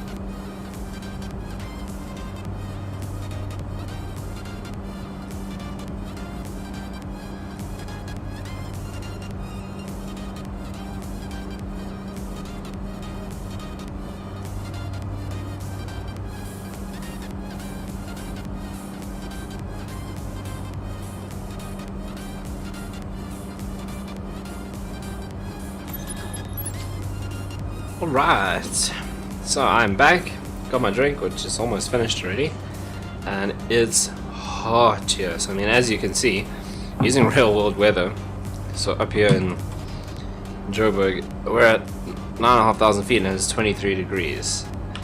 I mean, it's crazy because it's almost 11 o'clock at night here, and it is hot. In my room it is currently 24 and a half, so the hat is off because I'm cooking, and definitely see that weather out there. How far are we from Sappi now? So, about 25 miles. Cool, perfect timing.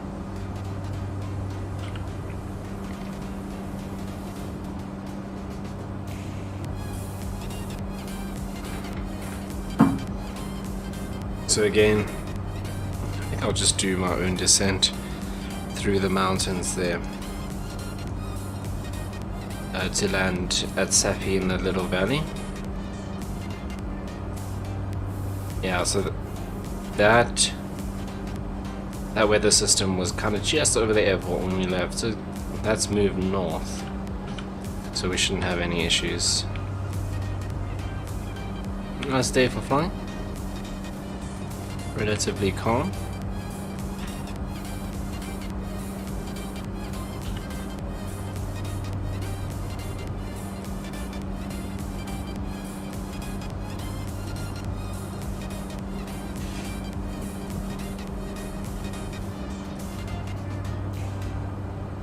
So I think I mentioned a little bit earlier, but so in FSEconomy, these three airports that we've flown around this evening, so Sappi, Standerton, Arnott, and Sache.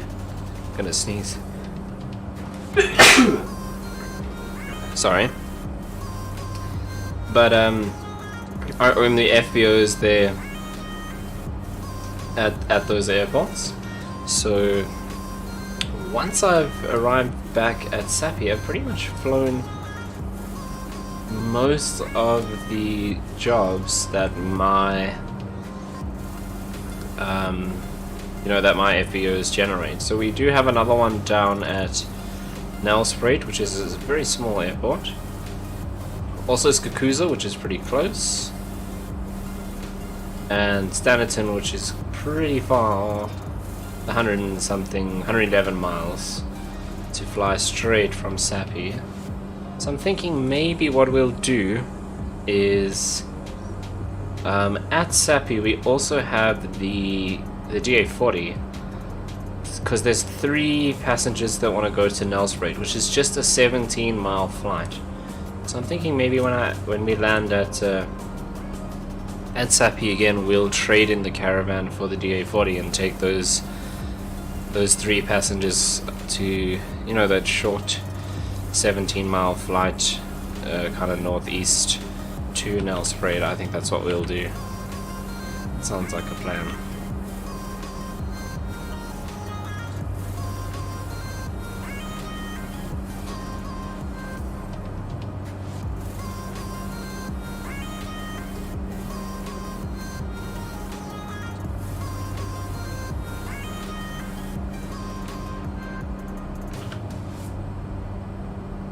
So just looking at our FSEconomy stats, so far this evening we've made about 8 grand,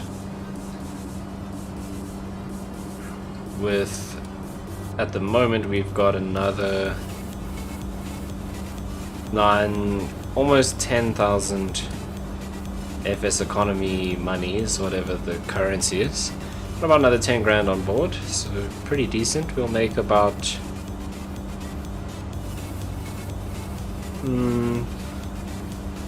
minusing the fuel costs and that, we'll probably end up with about 15 grand for the evening, which is not bad for like 3 hours flight. Actually, we'll probably end up making more than that, because I'm just counting what we made from the aircraft. I'm not counting the extra cash that we got from flying our own FBO routes.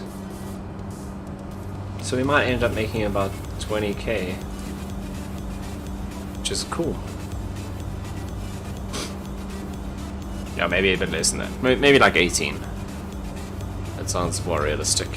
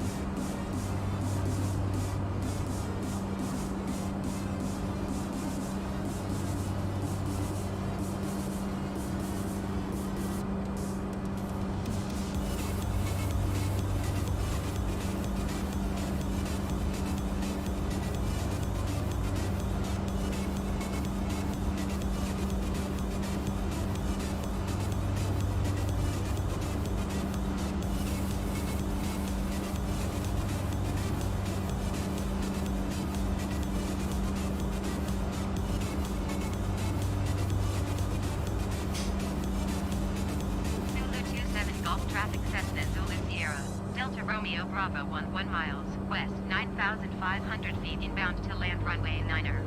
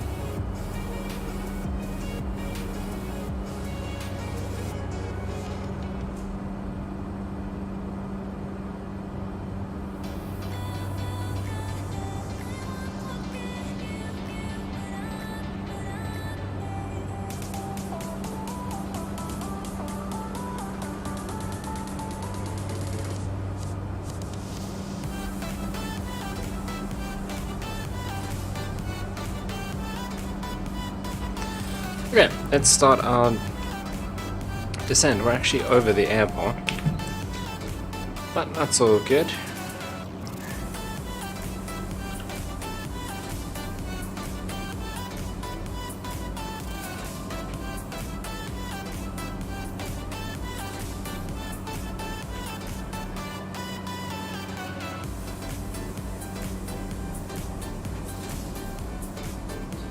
I'm just going to bring us around to the left here to stay above this mountain range. Again, with the lighting issues in Flight Sim, is quite annoying. So I really do hope they sort that out. It's kind of cool. You got like this little road all the way along the top of this mountain here.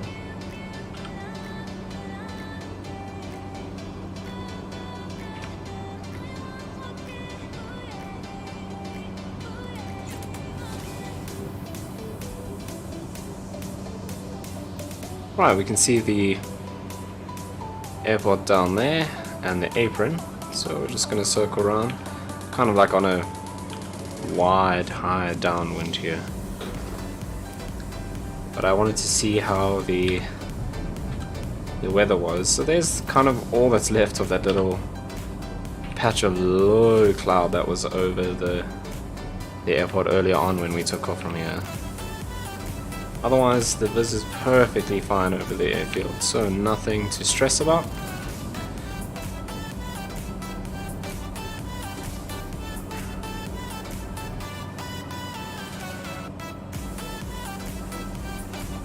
Alright, let's have a look and see. We should be past the threshold now, which we are. I'm going to extend just a little bit.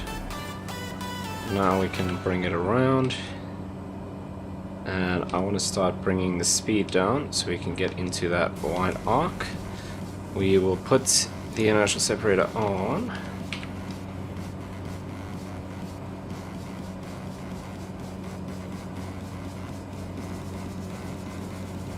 And slowly bring it round.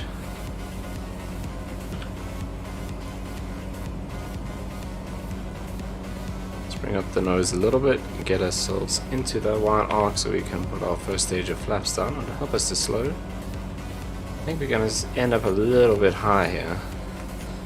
Okay, we'll go flaps 1.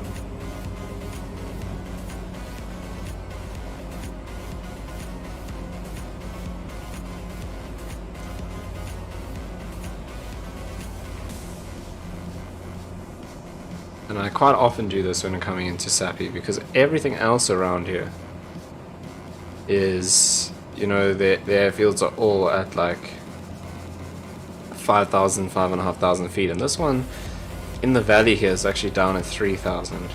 So what I'm going to do is I'm going to bring us down to 4,600, which is the circuit altitude, and we'll do a circuit out to the right. So there's 4,600.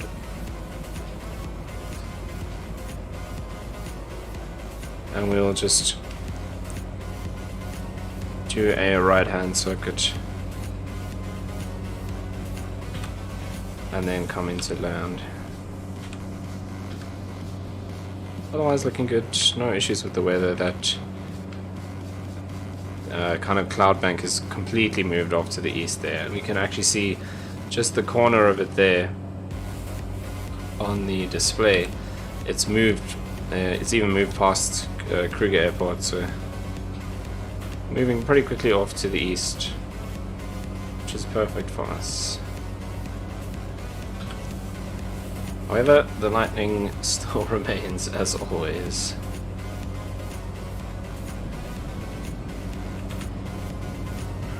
Okay, so let's turn onto our downwind here.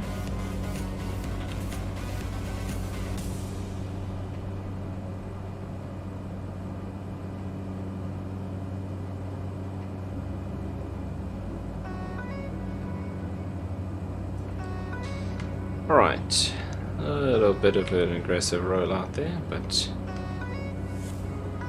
nothing we'll die from. Okay, a little bit bumpy on this side of the mountain, and we're slightly low. It's an interesting pattern down there. I wonder what's walking or driving around there that's making that pattern. Right, there's the threshold behind us there. Yo. Very bumpy. Okay, let's start our turn onto base.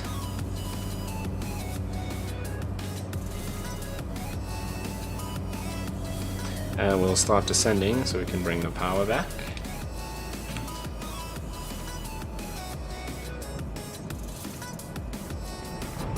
I'll go flaps full. Keep the nose down.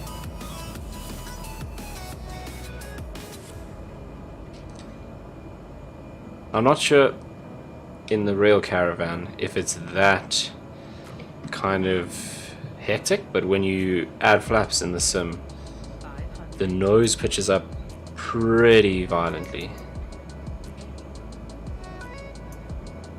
Zulu 27 Golf traffic Cessna Zulu Sierra. Delta Romeo Bravo is on final A runway. little 9 fast.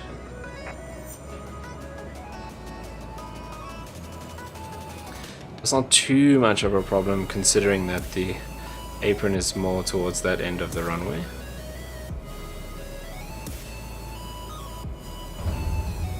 There we go.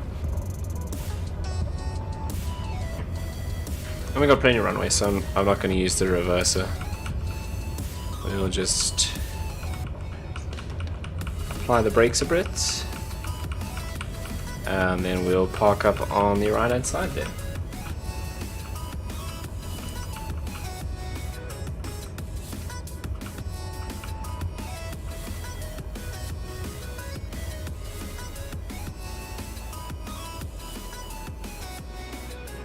Okay, so let's go flaps up. And then my mouse kind of got pushed at a weird angle here during getting it out of the way for the landing. So let's go strobes off, landing lights off. Taxi lights can stay on, that's fine. Okay, there he is.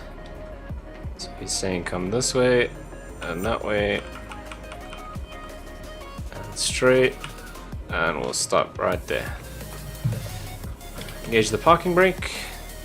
That'll end our FSEconomy flight, and we can shut down. So let's go prop feather and condition lever cutoff.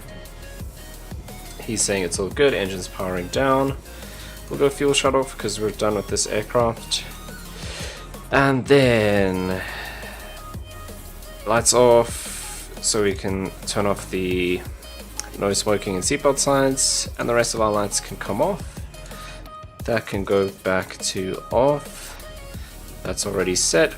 Avionics can come off. And that's going to want to end our flight, but we can say continue, and the battery can come off, and our aircraft is completely shut down. So what I'm going to do is, in FSEconomy, let me quickly go and just book that flight. We're going to take the DA40 from here, from Sappy, out to Nelspruit, because we've just got 3 passengers to carry out that way, so no need to take the Caravan. It's a bit unnecessary. We'll load them up in the DA40. So let's just book that quickly. So there's our 3 passengers, and we'll book the DA40, which is my aircraft as well. So the Caravan we're just flying, I own an FSEconomy, and I own this DA40 as well. Okay, fuel load 83%, that's perfect. It means we can fit all 3, we can fit in all 3 passengers, no problems, and we have more than enough fuel to go the 17 miles. So I'm going to show you guys something. If you didn't know this already, you don't actually have to reload the flight to change the aircraft. There's a trick. So if we go into our settings under general, and we go down to developers, and you turn on the developers menu, so we can apply and save that. Go back, now we get this menu at the top. We can go window, aircraft selector, and now we can change our aircraft without having to reload the sim. The only thing you can't do here is kind of see the livery of your aircraft until it actually loads into the sim. So that's the one kind of the one downside of doing it this way. And it seems like I don't actually have any liveries for the GA40, which is weird because I thought I had a red one. But anyway, doesn't matter. Let's load up. I like the TDI. I'm not a huge fan of the glass cockpits. I like the old school analog gauges and all of that. Now, the one other issue with doing it this way is, first of all, we start up with the engine running. What's it complaining about? The pitot heat. Okay, we'll sort all of that out now. Let's actually just shut it down. That's fine. That's all good. Okay, we can just do that. Right, is not only does it start with the engine running, but it also very often starts you in one of these static aircraft. So we got lucky this time. It didn't generate any static aircraft here when we did that, but that sometimes does happen, so you might have to just kind of taxi out of the way or just ignore that you're kind of inside another aircraft. Okay, then we can just go up there and say exit dev mode, and now we have our DA40 loaded. Alright, so let's go ahead and start our FSEconomy flight. So you should see the registration change, and you'll see the aircraft kind of sit down as we add the weight of those 3 passengers into the aircraft. Okay, so this does have a little GPS, so we'll have no issues finding Nelspruit. Okay, before we start it up, let's just make sure that all these lights are off. That looks good. We can turn the avionics off as well. Right, the parking brake is set. So let's give our aircraft some power. So that'll power up, well, it's just turning on the battery, that'll power up the systems. Okay, we can reset that warning. We can switch on the GPS.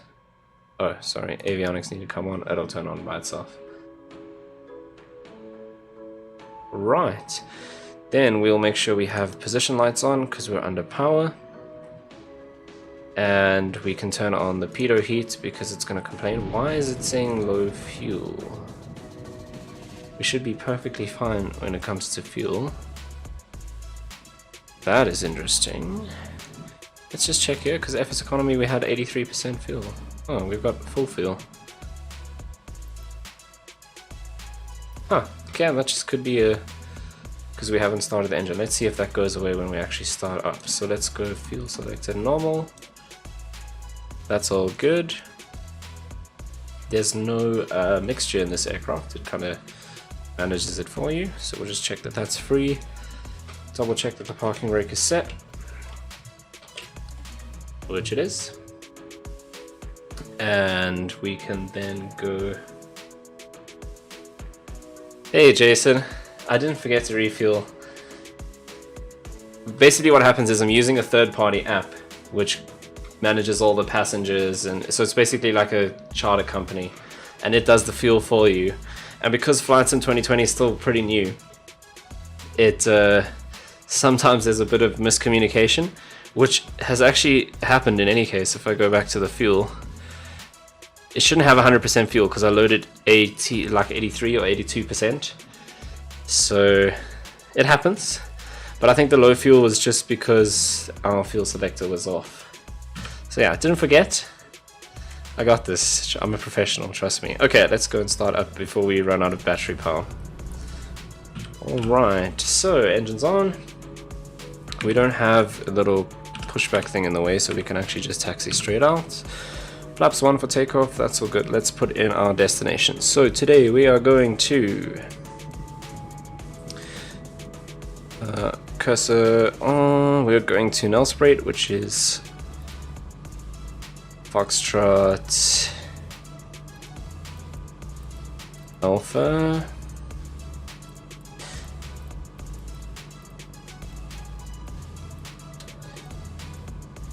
November Sierra. Right. Nice short flight. It's only 17 miles. So relatively quick.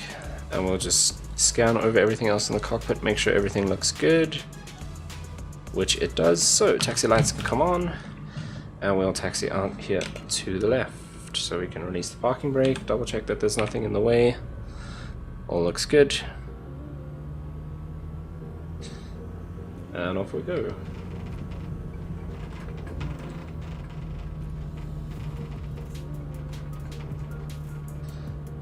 Okay, crazy AI vehicles as usual. So I can feel already they still haven't done much to the ground handling of the DA40. It feels like when you let go of the rudder, the wheel kind of just stays turning instead of resetting to 0, which is interesting. But we'll do our best. Okay, strobes can come on, landing lights can come on, and we will go full throttle. We'll take off. Okay, T's and P's all in the green, no problems.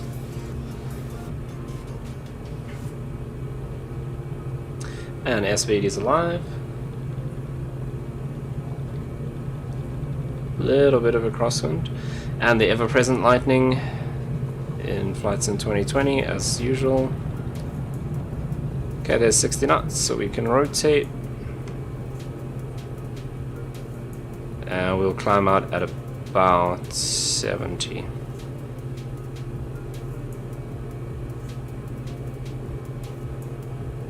Thanks for tuning in, Jason.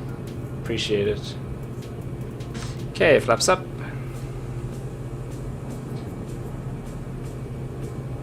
T's and P's. Oh, is that what you're asking? So, temperatures and pressures. So when you push your engine all the way up for your takeoff, you just want to make sure that all your temperatures and pressures are in the green. So I'm just looking at these gauges to make sure nothing runs into the red. So we have everything looking good. So that's just indicating there's no issue with the engine. So our engine's running at max power and we have no problems. If you know, your oil pressure or your oil temperature or your engine temperature run into the red, you would abort your takeoff, because obviously, besides there being something wrong with the engine, it means that you're not going to get your full power out of your engine on takeoff, and as you can imagine, that's not a good position to be in.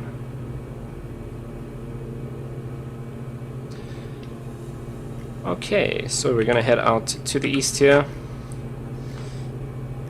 and let's pull up our GPS.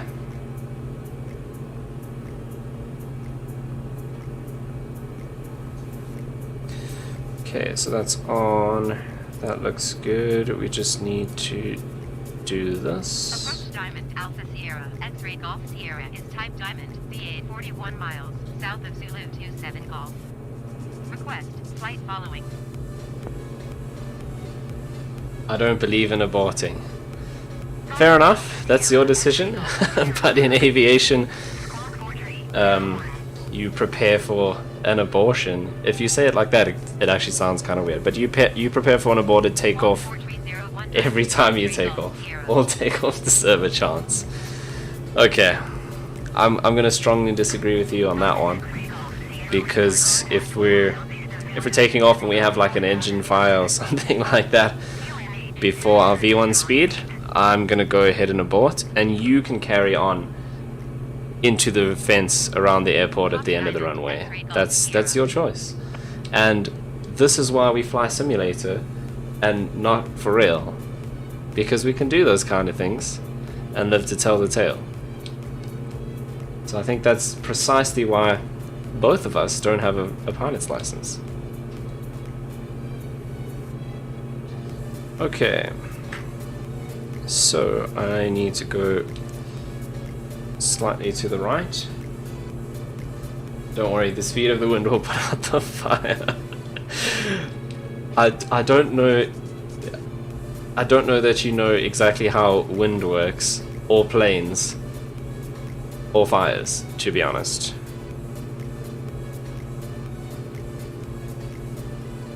But hey, that's your belief, and I respect that. I don't agree with it at all, but I respect it. Also, at the moment, on the airport there that we just took off from, the wind was like 2 knots, so not really going to do anything for the fire.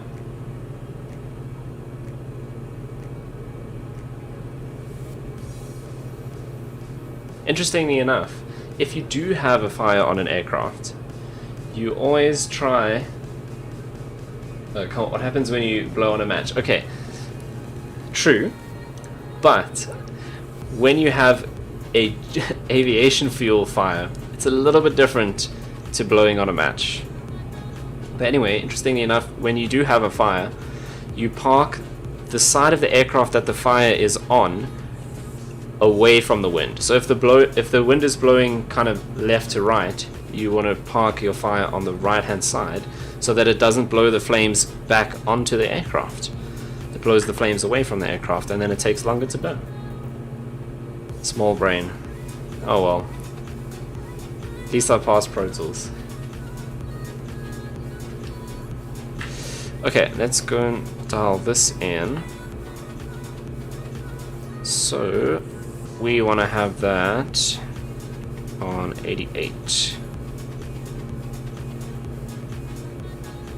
which is, so that's 90, so that's about there. Technically you don't actually have to do that, but when you're navigating with VORs you do, so I kind of just do it out of habit. Haven't you sorted that out yet? I thought you were already done with that.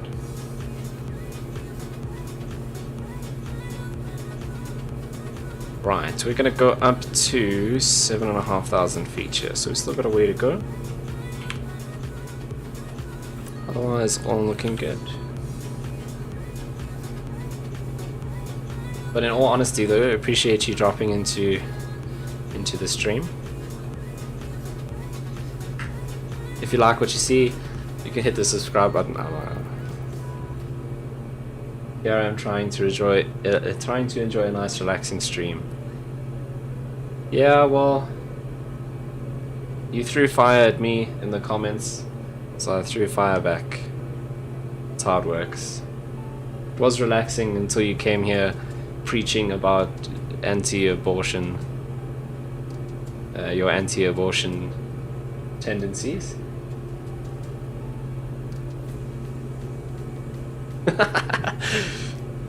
So just pass, and then I have nothing to shame you for. Simple as that. I even taught you the whole course, so you have nothing to complain about. See, that's what I like to see. You're a champion, Jason. Also, I probably should be concentrating. Okay, so there's 7.5. We'll pull the power back a little bit. So here's actually a question for you. Why does everyone on YouTube still say the whole please hit the subscribe button and like and all of that? Like, YouTube has been around for many years. Actually, people know if they want to follow you on YouTube, they have to subscribe. Right? Is there anyone out there watching YouTube that doesn't know to subscribe to a channel if they want to see more of their stuff? So I always feel like such an idiot saying, oh, please like and subscribe. Like, surely you know that. I don't know. I don't understand marketing. True. But so you mean if I hadn't said that, you wouldn't have subscribed? Because then I think there's something wrong with you. Is it just that people actually have to be reminded to subscribe? I don't know. Anyway, much appreciate the subscription.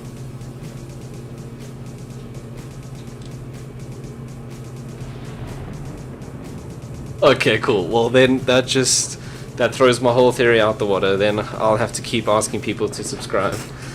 So at least you've taught me something. That's very useful. Okay, so, right, it does work.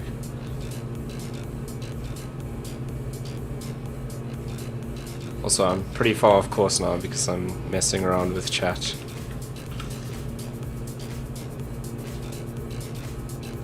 Otherwise, what do you think of Flight Sim? This is my life.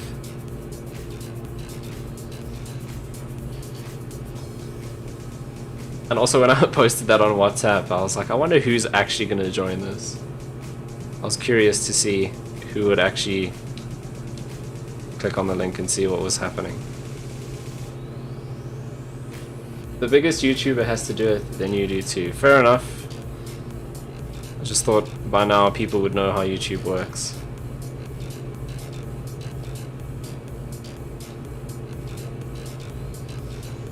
I'm flying over this ridgeline, which is making it quite bumpy. I do need to get back on course.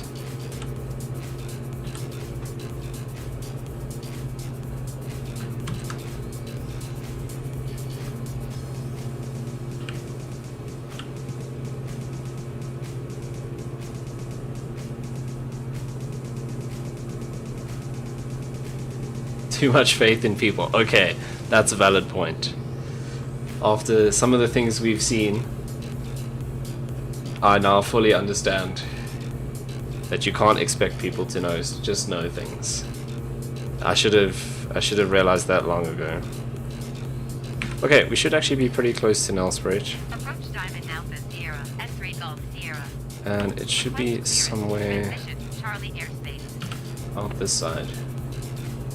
Also, this is a terrible time to stream. Only Lonely Meadows up this time watching Flight Sim. Well, exactly. That's the whole point, isn't it? I've actually been streaming for like 3 hours. Diamond Alpha Sierra, S3 Golf Okay, this is Sierra. Nelspruit just on our left. Down there. So we're gonna just circle around and approach from the other side. But yeah, what actually happened was, this is the first time I got the green screen, so I was actually just messing around with that today and setting that up, and then getting that working, and then I was like, hey, it's working now, I might as well stream. So that's what happened. But yeah, normally I stream during the week in the evenings. It's just that last week was absolutely mental, and the next 2 weeks I'm away, so doing great for consistency. I mean, you say fancy, it's literally just a green cloth that's held up on 2 mic stands. I'm honestly very impressed with OBS's key though, because I was like, geez, it's gonna be a nightmare to light. And I've literally got one light up here, which is diffused, and one LED light behind the green screen, and it's definitely not like very professionally lit, and it's working perfectly. So I'm super impressed with OBS's chroma key. I mean, all I did was literally just tweak the light behind the green screen a little bit, because without that light you get a shadow from this light on the back, and then that makes it look a bit weird. But other than that, I didn't do anything. I just put up a little green cloth and put up 2 lights. I'm surprised you don't have a fancy 30 series GPU with automatic green screen feature thing. I wish. You have to donate more, and then I'll get one and I'll dedicate it to you. Sounds like a plan. But yeah, no, I'm not going to be buying a new graphics card for a while.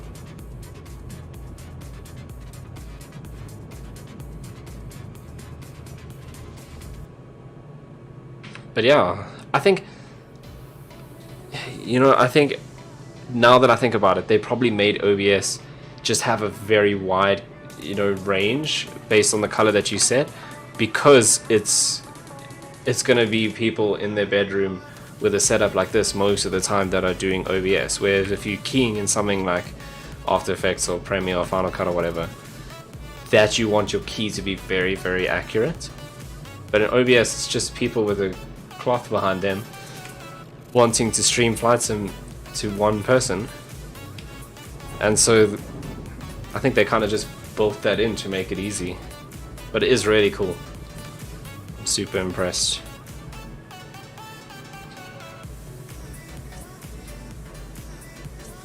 To be honest, I actually got into streaming because I just learned so much about OBS with helping everyone at work make tutorial videos, that eventually I just had it set up to the point where I was like, if I just click stream now, I'll go live. I don't have to do anything.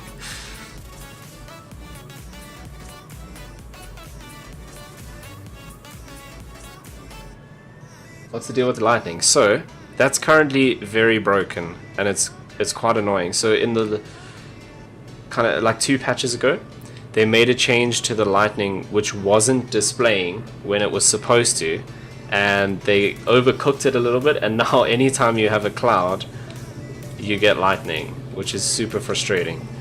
The developers are working on it, so hopefully soon.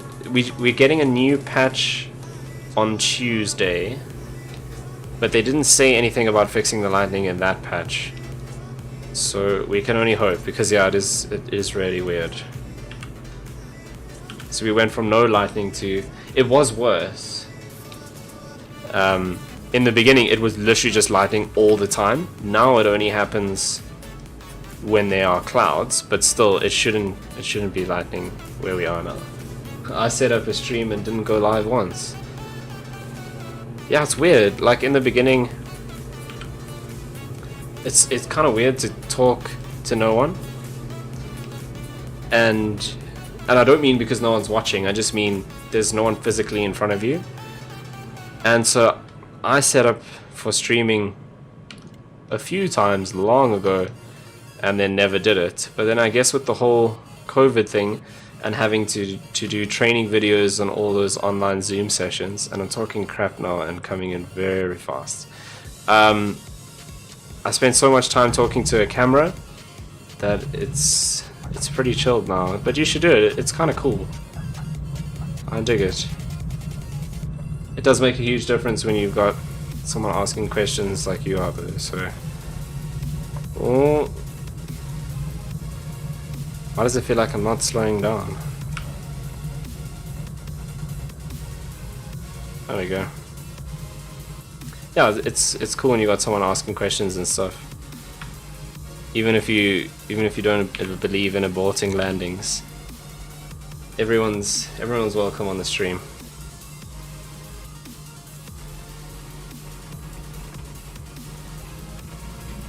Did you launch the parachute? Okay. I mean, you say that. I know you're joking, but see, there's something heavy wrong with this thing's nose gear. Check it out. It's not supposed to turn that much and get stuck there. Interesting. But did you know that there are small planes with parachutes?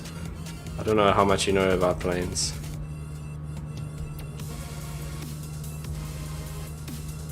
So this one doesn't have one, but it's not like you thinking. So back in the day, a lot of the fighter jets had chutes that came out the back, just drag chutes to slow them down. But if you look at the Cirrus aircraft, they've got a chute that kind of sits at the back here behind the pilot, and if it goes real bad, you pull that, and the whole plane comes down with a chute.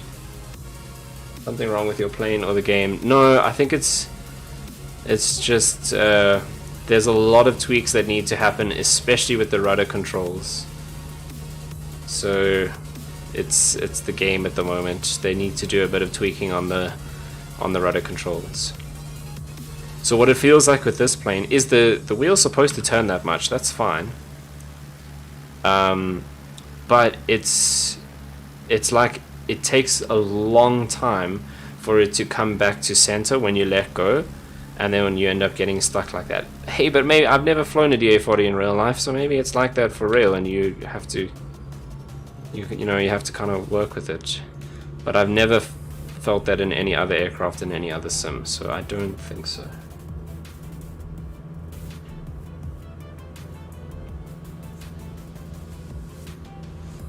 Right, let's find somewhere to park.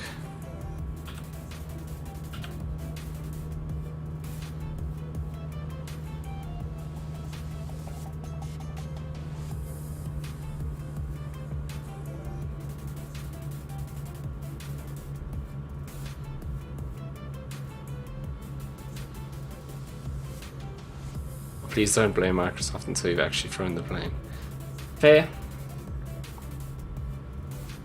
There's actually quite a lot of real-world pilots that fly on flight sim, so we'll have to find someone who's a real-world DA-40 pilot and ask them. but in general, overall, all the rudder controls feel very twitchy. Like if you saw there, I was actually struggling to keep it straight on the runway. I drifted off to the left, and I've never had that problem in other sims. Now it could very well be that maybe this is just more realistic and I've just gotten used to flying other simulators that are less realistic, but I don't think that's the case, because if you take something like X-Plane, they use that on a lot of systems where they do flight training on simulators, and yeah, it feels like the curve on the joystick doesn't work so well, because I can't, I can have my rudder like a little bit or kind of all the way. It doesn't sit nicely in between. So it could definitely be that I need to spend some more time with the curves, but I played them a lot and I've never had that much of an issue before with other sims, and I'm not the only one who said that it's very sensitive. So I definitely think that's something they need to work on. And of course the rudder is paired to the nose wheel steering, so that's why I believe that is something that needs to be worked on. So you'll see how long it takes the wheel to turn to the right, and when I let go, there's a lot of friction on the wheel, so it should come back relatively quickly, and it takes quite long, especially if you're turning it, quite sharply. Also, I'm from East London, which is next to Port Alfred, which has a flight school. Yes, that's 43 Air. So I'm basically like 90 way to my commercial license. Yeah, 43 Air School is one of the most well-known flight schools in South Africa, and that is in Port Alfred. I've actually been there. So I think maybe I'm like 95% to my commercial license. So I'm better than you. Okay, let's just shut down. I can reset that siren. And the creatures that are flying around. Okay, so we can turn taxi lights off. We don't need that. Right.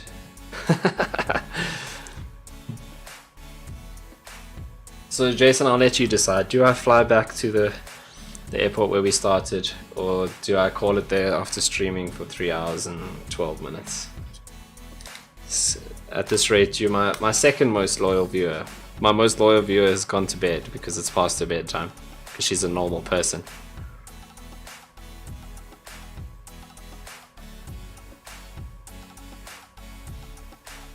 Let's go back. Alright. No problem. So let me just pick up some more passengers.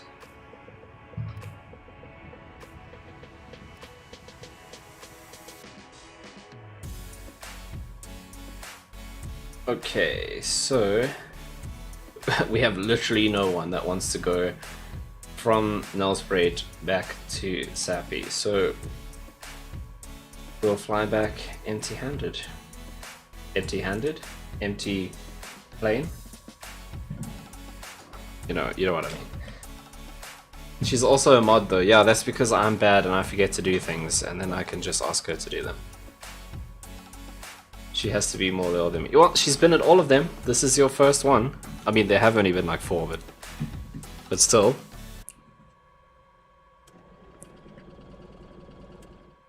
Oh yeah. Getting distracted. Right.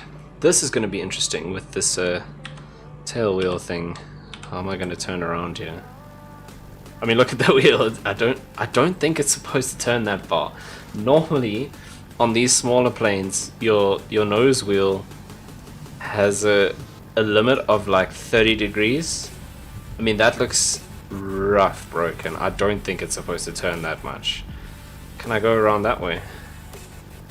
Yeah, I'm gonna go around that way. We'll take the scenic route.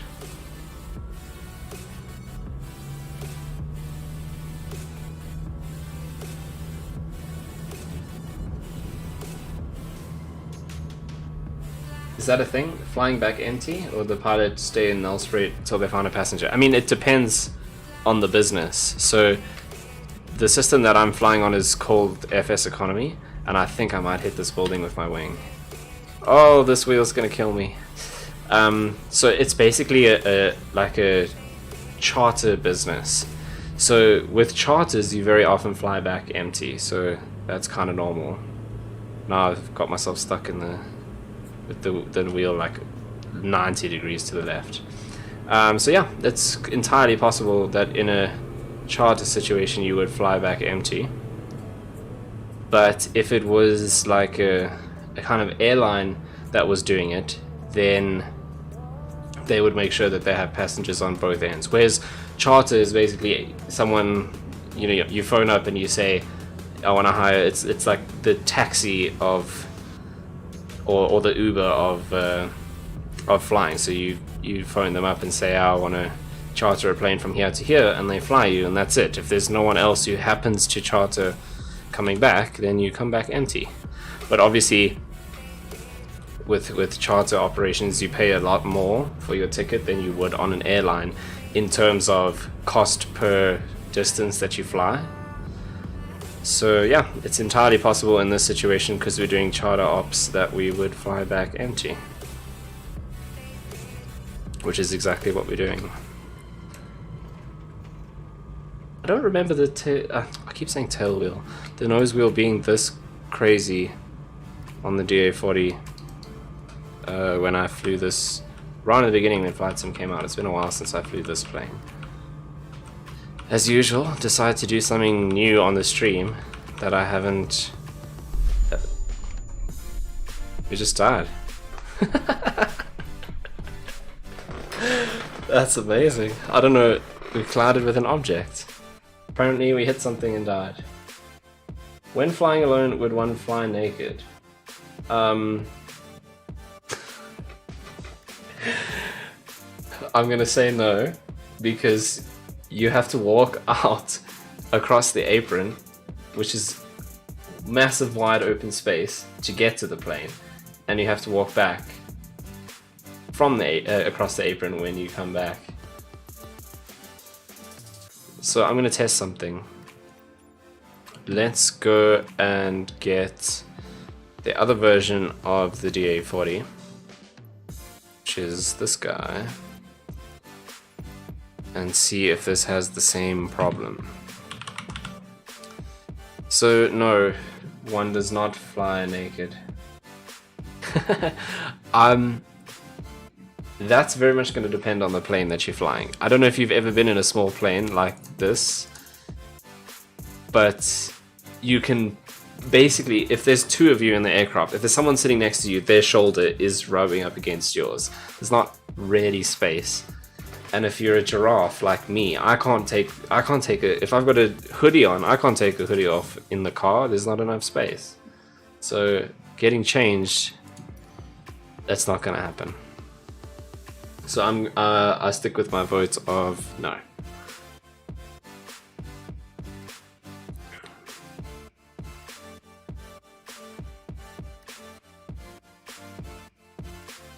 And also, if you're getting undressed, who's going to control the plane?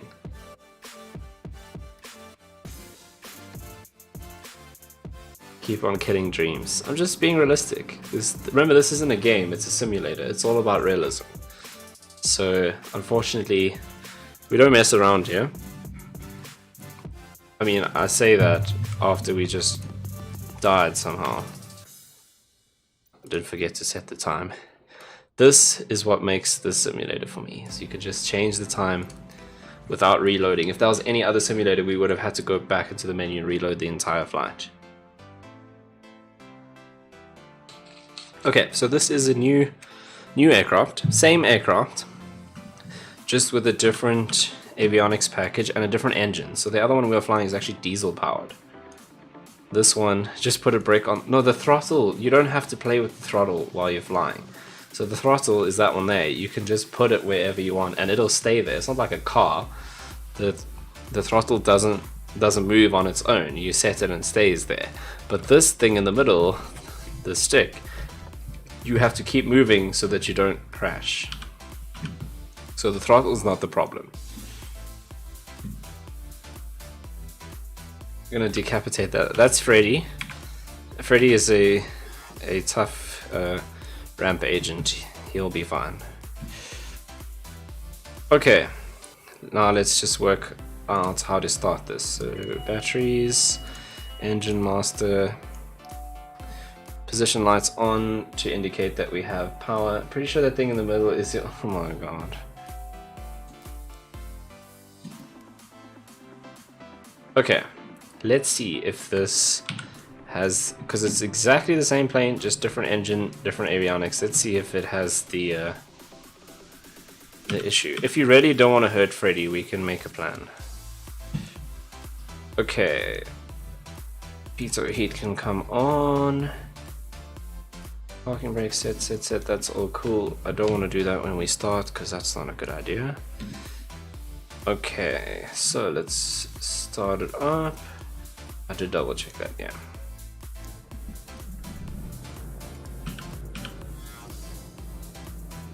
Right, so if you really want... Okay, you've been in a small... Do you remember what plane it was? Because that's really cool. I've flown a Cessna 172. Also let me fly, which was really cool. Obviously, flying so much in the sim, like when he chatted to me, absolutely don't know what it was. Good lord. When he chatted to me, I was like, hey, I understand a lot of the stuff. So he asked me a few questions, answered the questions. Then we were in the air. He's like, okay, I'm going to give you a set heading and altitude to maintain, and if you can do that, I'll let you fly on your own. I was like, okay, cool. And he gave me the instructions. I followed. He's like, oh, dude, you're fine.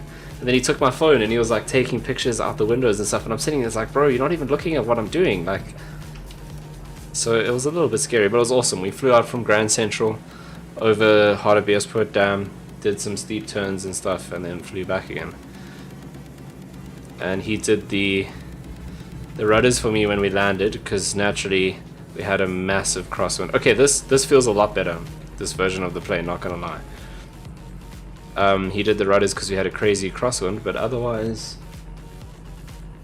Please don't drop my phone. Yeah, well, no, he didn't have it out the plane, luckily, but... And it was a BlackBerry, so... It was one of those where they broke so many times, you take it back to like Vodacom or NTN or whatever, and they're like, oh yeah, they always do this, here's a new one. So yeah, I didn't care about the phone. I was worried that I'd never flown a plane before, and I hadn't had any training besides flying in the sim, and he was just like not looking at what I was doing.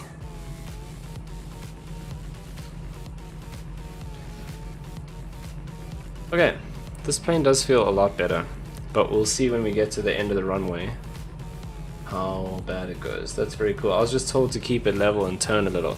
So were you just flying with like friends or one of your mates that knows how to fly? Because for my 21st birthday, my parents got me an intro flight with an instructor. So basically, if I was to sign up to fly, that would have been my first lesson, where they literally just take you up the plane, take you up in the plane, and let you kind of fly around a bit and get a feel for what it's like. And then that's kind of your final decision, is like, do you actually want to start the training? So I kind of did the first lesson of pilot training. So it was kind of, the whole idea was to let me fly as much as possible. But yeah, if you were just kind of flying with a mate that knows how to fly or something like that, that makes sense that they wouldn't get you to do specific things because you were just flying along. This nose wheel feels way better. Okay, I've been waffling on. Have I set my flaps for takeoff? No, flaps on. And full power. So you'll see, what you're supposed to do is put the nose on the center line, and you should be able to keep it there smoothly. But if you have a look at mine, it kind of drifts back and forward because I just find the rudder very twitchy, like that. So that, I just wanted to slightly move it to the left, and it kind of jerks like that.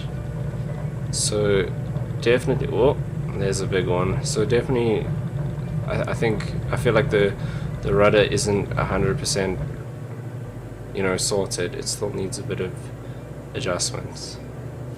It was with my scout group in East London. It took a bunch of us up throughout the day. Yeah, it was just letting us experience flying in a small plane.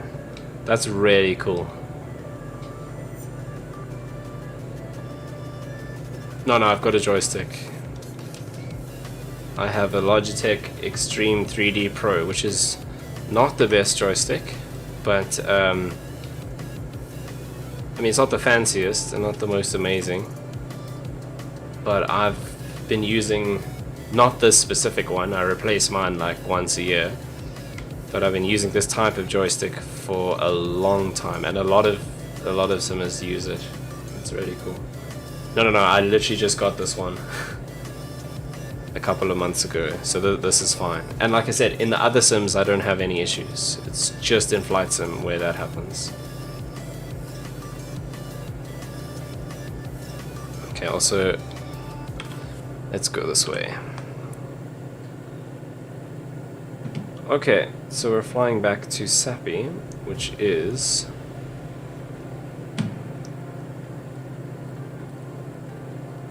so Zulu 2.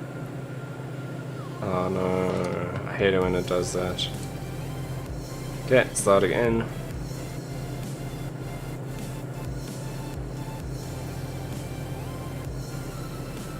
Okay, Zulu 2.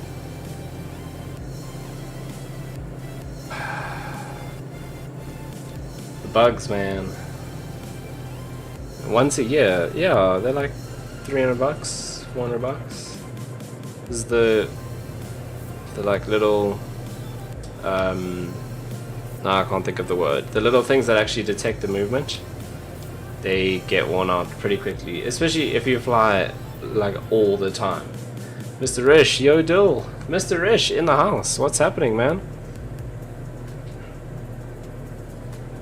But yes, Jason, once a year. What's it called when you turn the rudder? Panning? No. So, the rudder is with your feet. You have pedals on the floor that you control with your feet. That's the rudder. And you are probably thinking,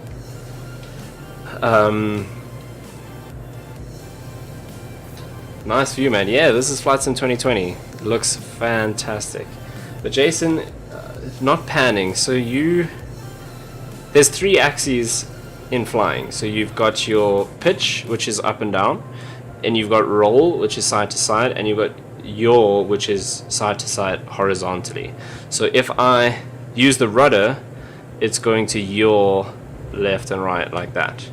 If you use the ailerons, which is on the stick, and you move the ailerons left and right, when you twist, well, you don't twist the joystick. So if you push the joystick, let's say I push it to the left, we'll roll to the left, and that's how you normally turn. So that's probably what you were doing. Okay, no, yawing is with the rudders. Why did he make you do that? That's interesting.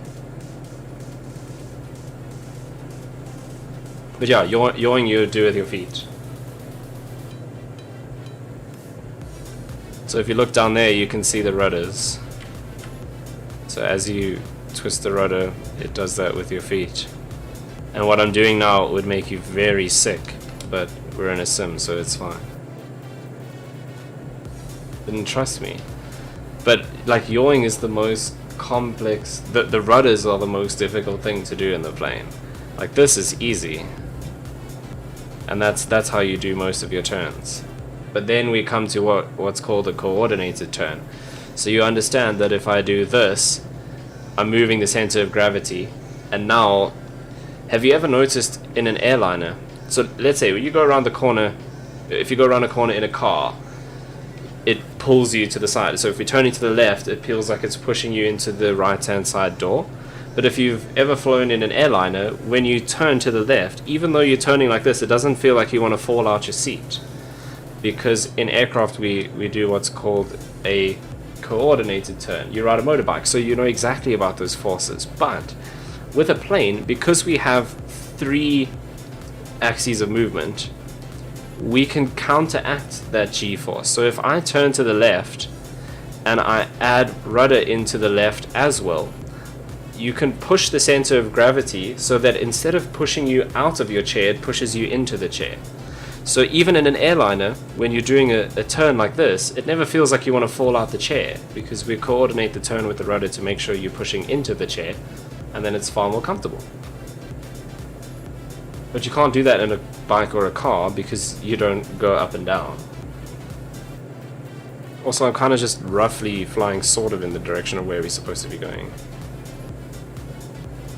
So let's see if this is gonna let me do Zulu 27 Golf is sappy.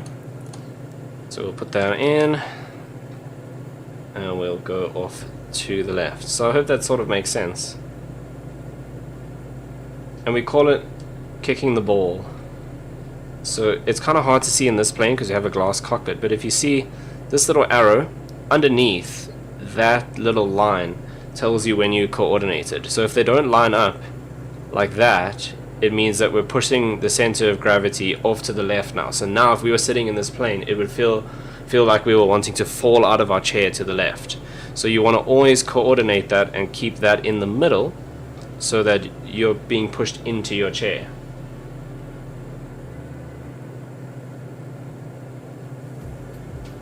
No passenger and fuel is bugged, don't worry about it. What's bugged?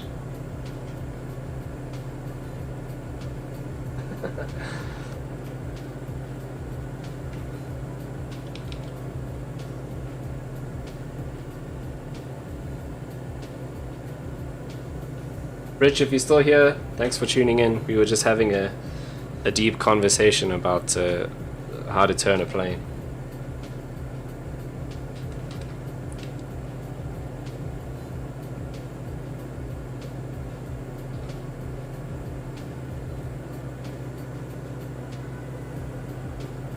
Yeah, we were doing some more practicing our turns. If you go out and do flight training, that's what you do. You kind of fly around and practice coordinating turns. That's one of the most difficult things to do. Now in an airline, it does it for you. So when you start progressing onto bigger aircraft, they have a lot more automation. And so if you're in an airliner or even something like the fancier turboprops like the TBMs and the PC-12s and stuff like that, they have what's called a yaw damper.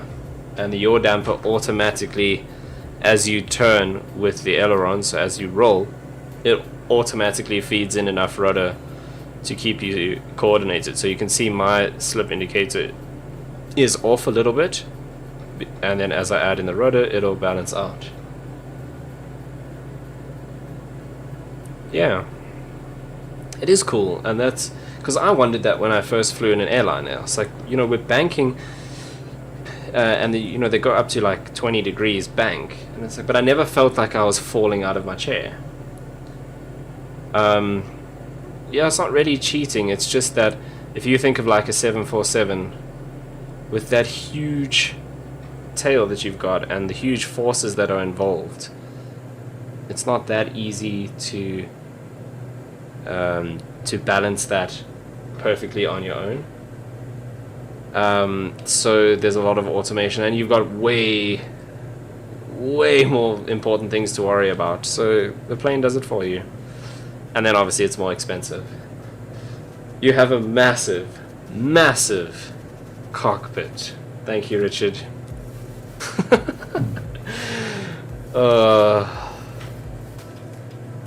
I suppose this is what happens if you stream late at night. You get the clowns coming in here. So Jason, I don't think you know Rich, but he actually also studied at ASE. He was just there in my year. Oh, you want to see the simulator there? There we go. Okay, we're actually really close to the airport, so let's do landings and things. But yeah, so Jason works at ASE, but he's just an intern. So he spends his days eating graphic EQs and licking cables and stuff. Show us your joystick. I mean, there you go.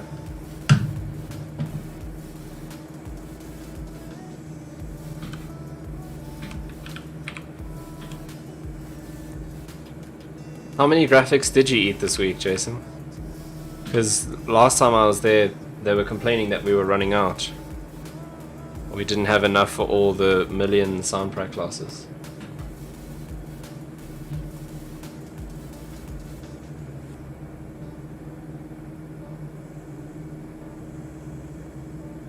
Does it vibrate? No, it doesn't. It doesn't have force feedback. Not that fancy. But if I do need vibration, I have one of these. I don't know if I'm actually not looking at my camera. I don't know if it focused in time to see that. There we go. By the way, Rich. Yes, dude. I'm still into the planes, man. I've got like 20,000 hours in flight simulators, which is very unhealthy. And at least once a week, I think about how many more useful things I could have done with that time. But yeah, still loving it. And I was actually going to say, how's your music going? I saw you working with a new producer and had to listen to the stuff that you're putting up. So it seems like it's going well. You finally given up on me producing you, which is the best decision you could ever have made. Because I don't know, I realized that I wasted all my time doing music and flying planes. Okay. To clarify though, I have 20,000 hours, but a lot of that is where I set up like a 16-hour flight and then I leave it overnight and go to bed. So it's not like something like Dota, where I look at Dota and I've got 6,000 hours and I'm like, holy shit, I was sitting in front of my computer for every single one of those seconds. But Flight Sim, a lot of it, I leave it to run overnight. Because I'm not going to sit there for 16 hours if I'm flying to like New York or something. But that's not cheating, that's how they do it in the real world as well. You set up the flight and you go sleep. To be fair, when you're sleeping, there will be someone else who takes your place. It's not like, don't worry. There's always two people at the controls, sometimes 3. But yeah, on long haul flights, they go sleep. You can only fly a maximum of 8 hours. So if your flight is longer than 8 hours, you have to have a relief crew. Going well, found someone to handle the production side of things so I can focus on writing. That's awesome, dude. The only thing I can write is stupid joke music. But that's sick. Have you released that new track? I saw like snippets of you in the studio recording it, and I'm pretty sure you said when it was coming out. Has it already released?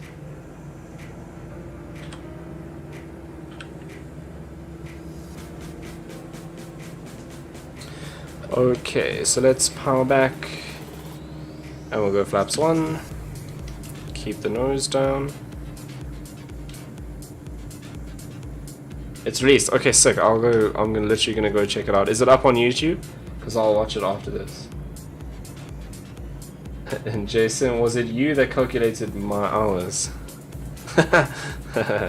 Maybe. I'll paste the link. Sick. Jason, you can go watch Richard's video as well.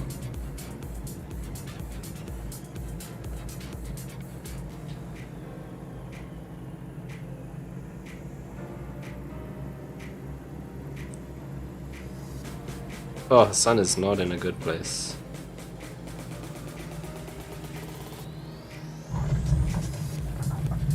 And welcome to a random airport in the middle of nowhere that you're not really allowed to visit in real life.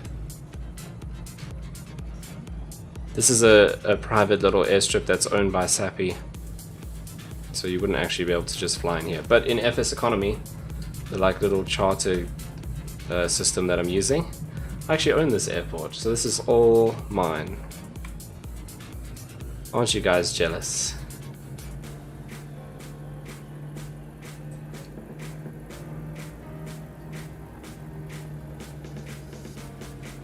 Okay, Jason, let's test our theory. So Richard, if you're watching, if you like what you see, hit the subscribe button down below, ring the bell for notifications, so you'll receive a notification when I post, and you can join in my next live video. How about that?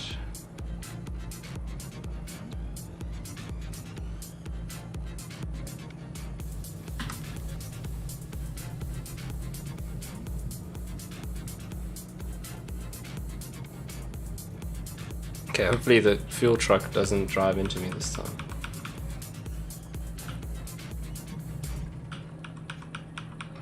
This song goes out to all the indie artists out there.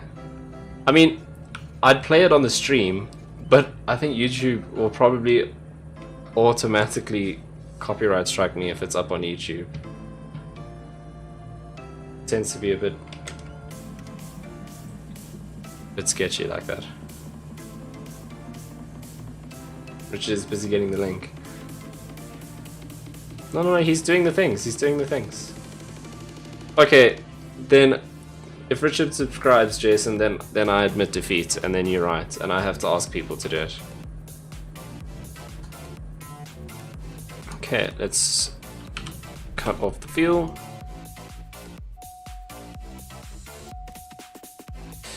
And reset the master caution. We can turn pitot heat off. We can turn all the lights off. Avionics can come off. That's definitely broken, because when I turn that off, it should shut down the screen. Sick.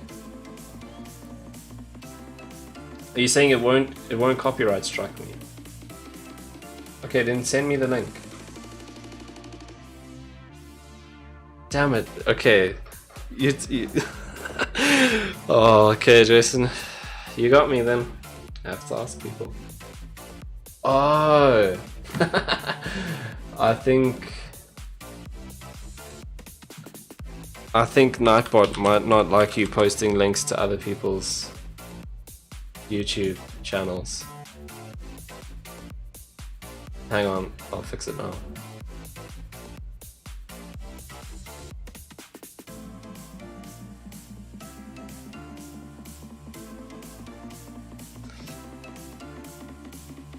Okay, but in other news, I've been almost streaming for 4 hours, and it's late. So we'll jam Richard's Treffer, and then I'm gonna call it a night. But I'm gonna stream again tomorrow. So, if you guys have any requests for where you would like me to fly, you are more than welcome to let me know.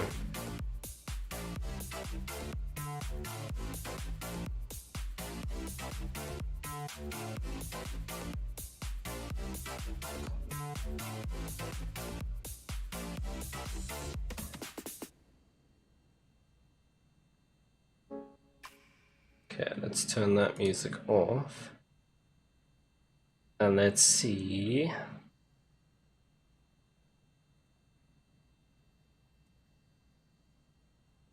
Yeah, I think Nightbot is blocking your link. Let's see. Links. That's interesting.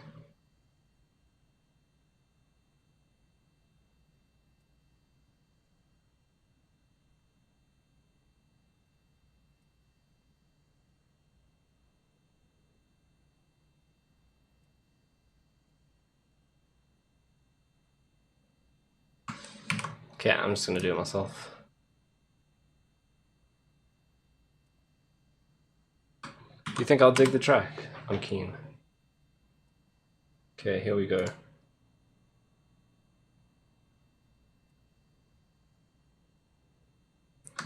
If I get copyright strike for this, it's your fault.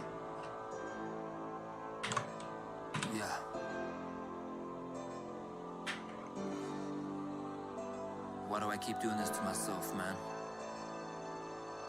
Like, seriously, what's the fucking point? Nobody's listening.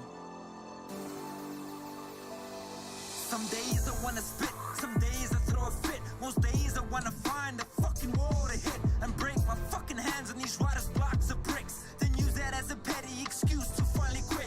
Cause I'm not at the level I used to be, or should be at. I didn't believe that I could make a living writing rap, so I chose a different path just to get consistent cash. Hip-hop was my hobby, but I didn't persist with the craft. Now just look where I be at. Bitch, you're not gonna make a track. That's cool, I dig it, dude.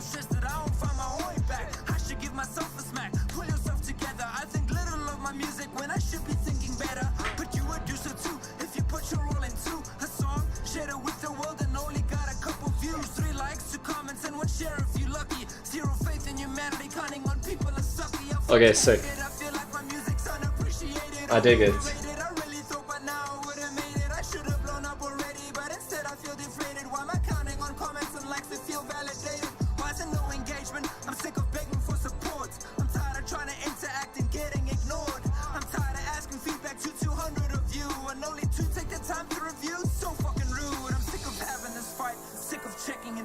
Sick of finding the best times to see when peeps are online, so that my post on my rhymes can get some well-deserved attention. But I'm battling another bitch called audience retention. So help me understand why you don't support your man.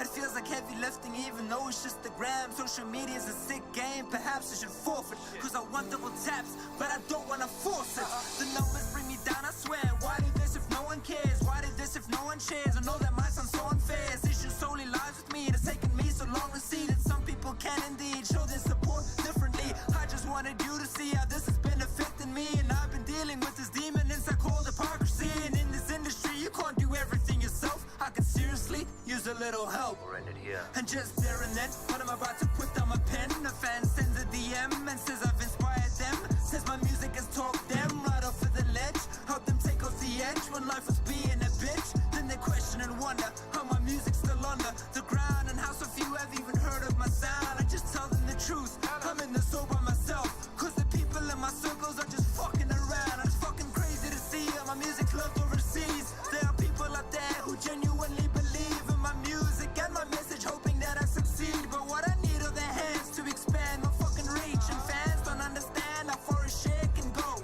I'm not the only artist that feels this way, I know, cause now and then you'll make us feel we've hit a dead end, till you realize back in and we go down this road again. That's the predicament. Dude, that's really cool. I dig the music video as well. Like, how did you get everyone to do those comments? That's mental. That's so sick. Like, did you actually get people to do each of the comments, or did you just Photoshop it?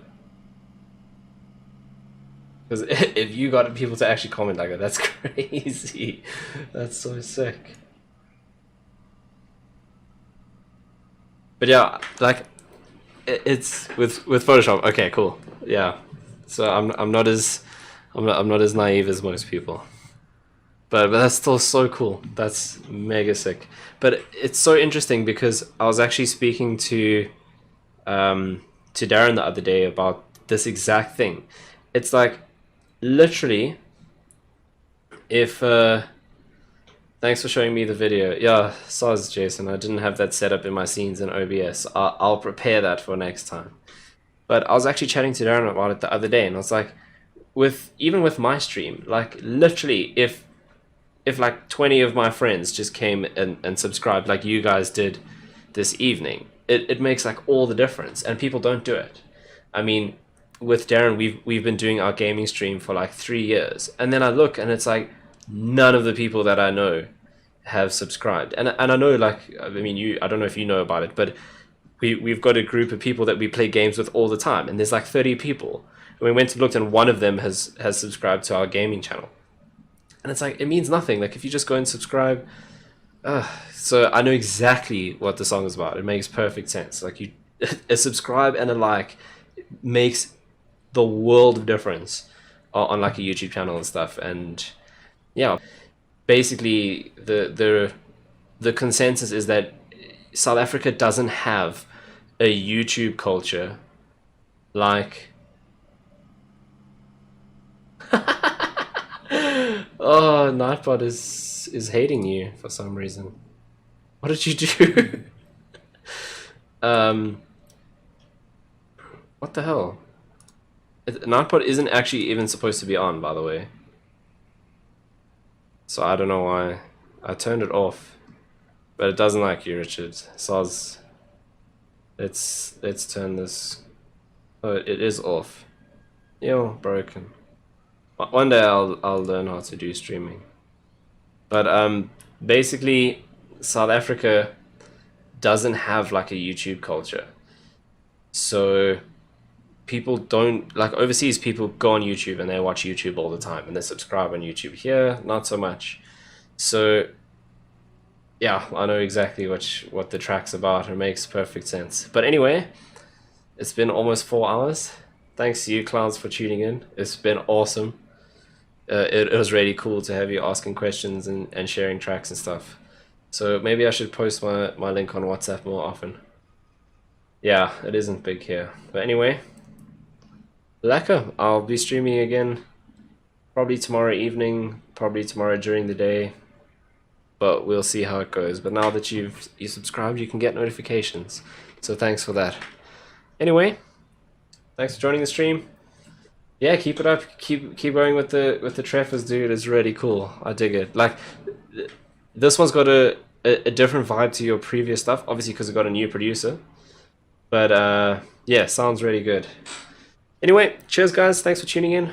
Much appreciated. Oh yes, before I say goodbye for realsies, don't forget to queue up the outro video, because that is my classic move. And then I say goodbye, and then it's like an awkward 15 seconds of me looking for the button. But now I got it, so now I can say goodbye. Thanks, guys. Peace.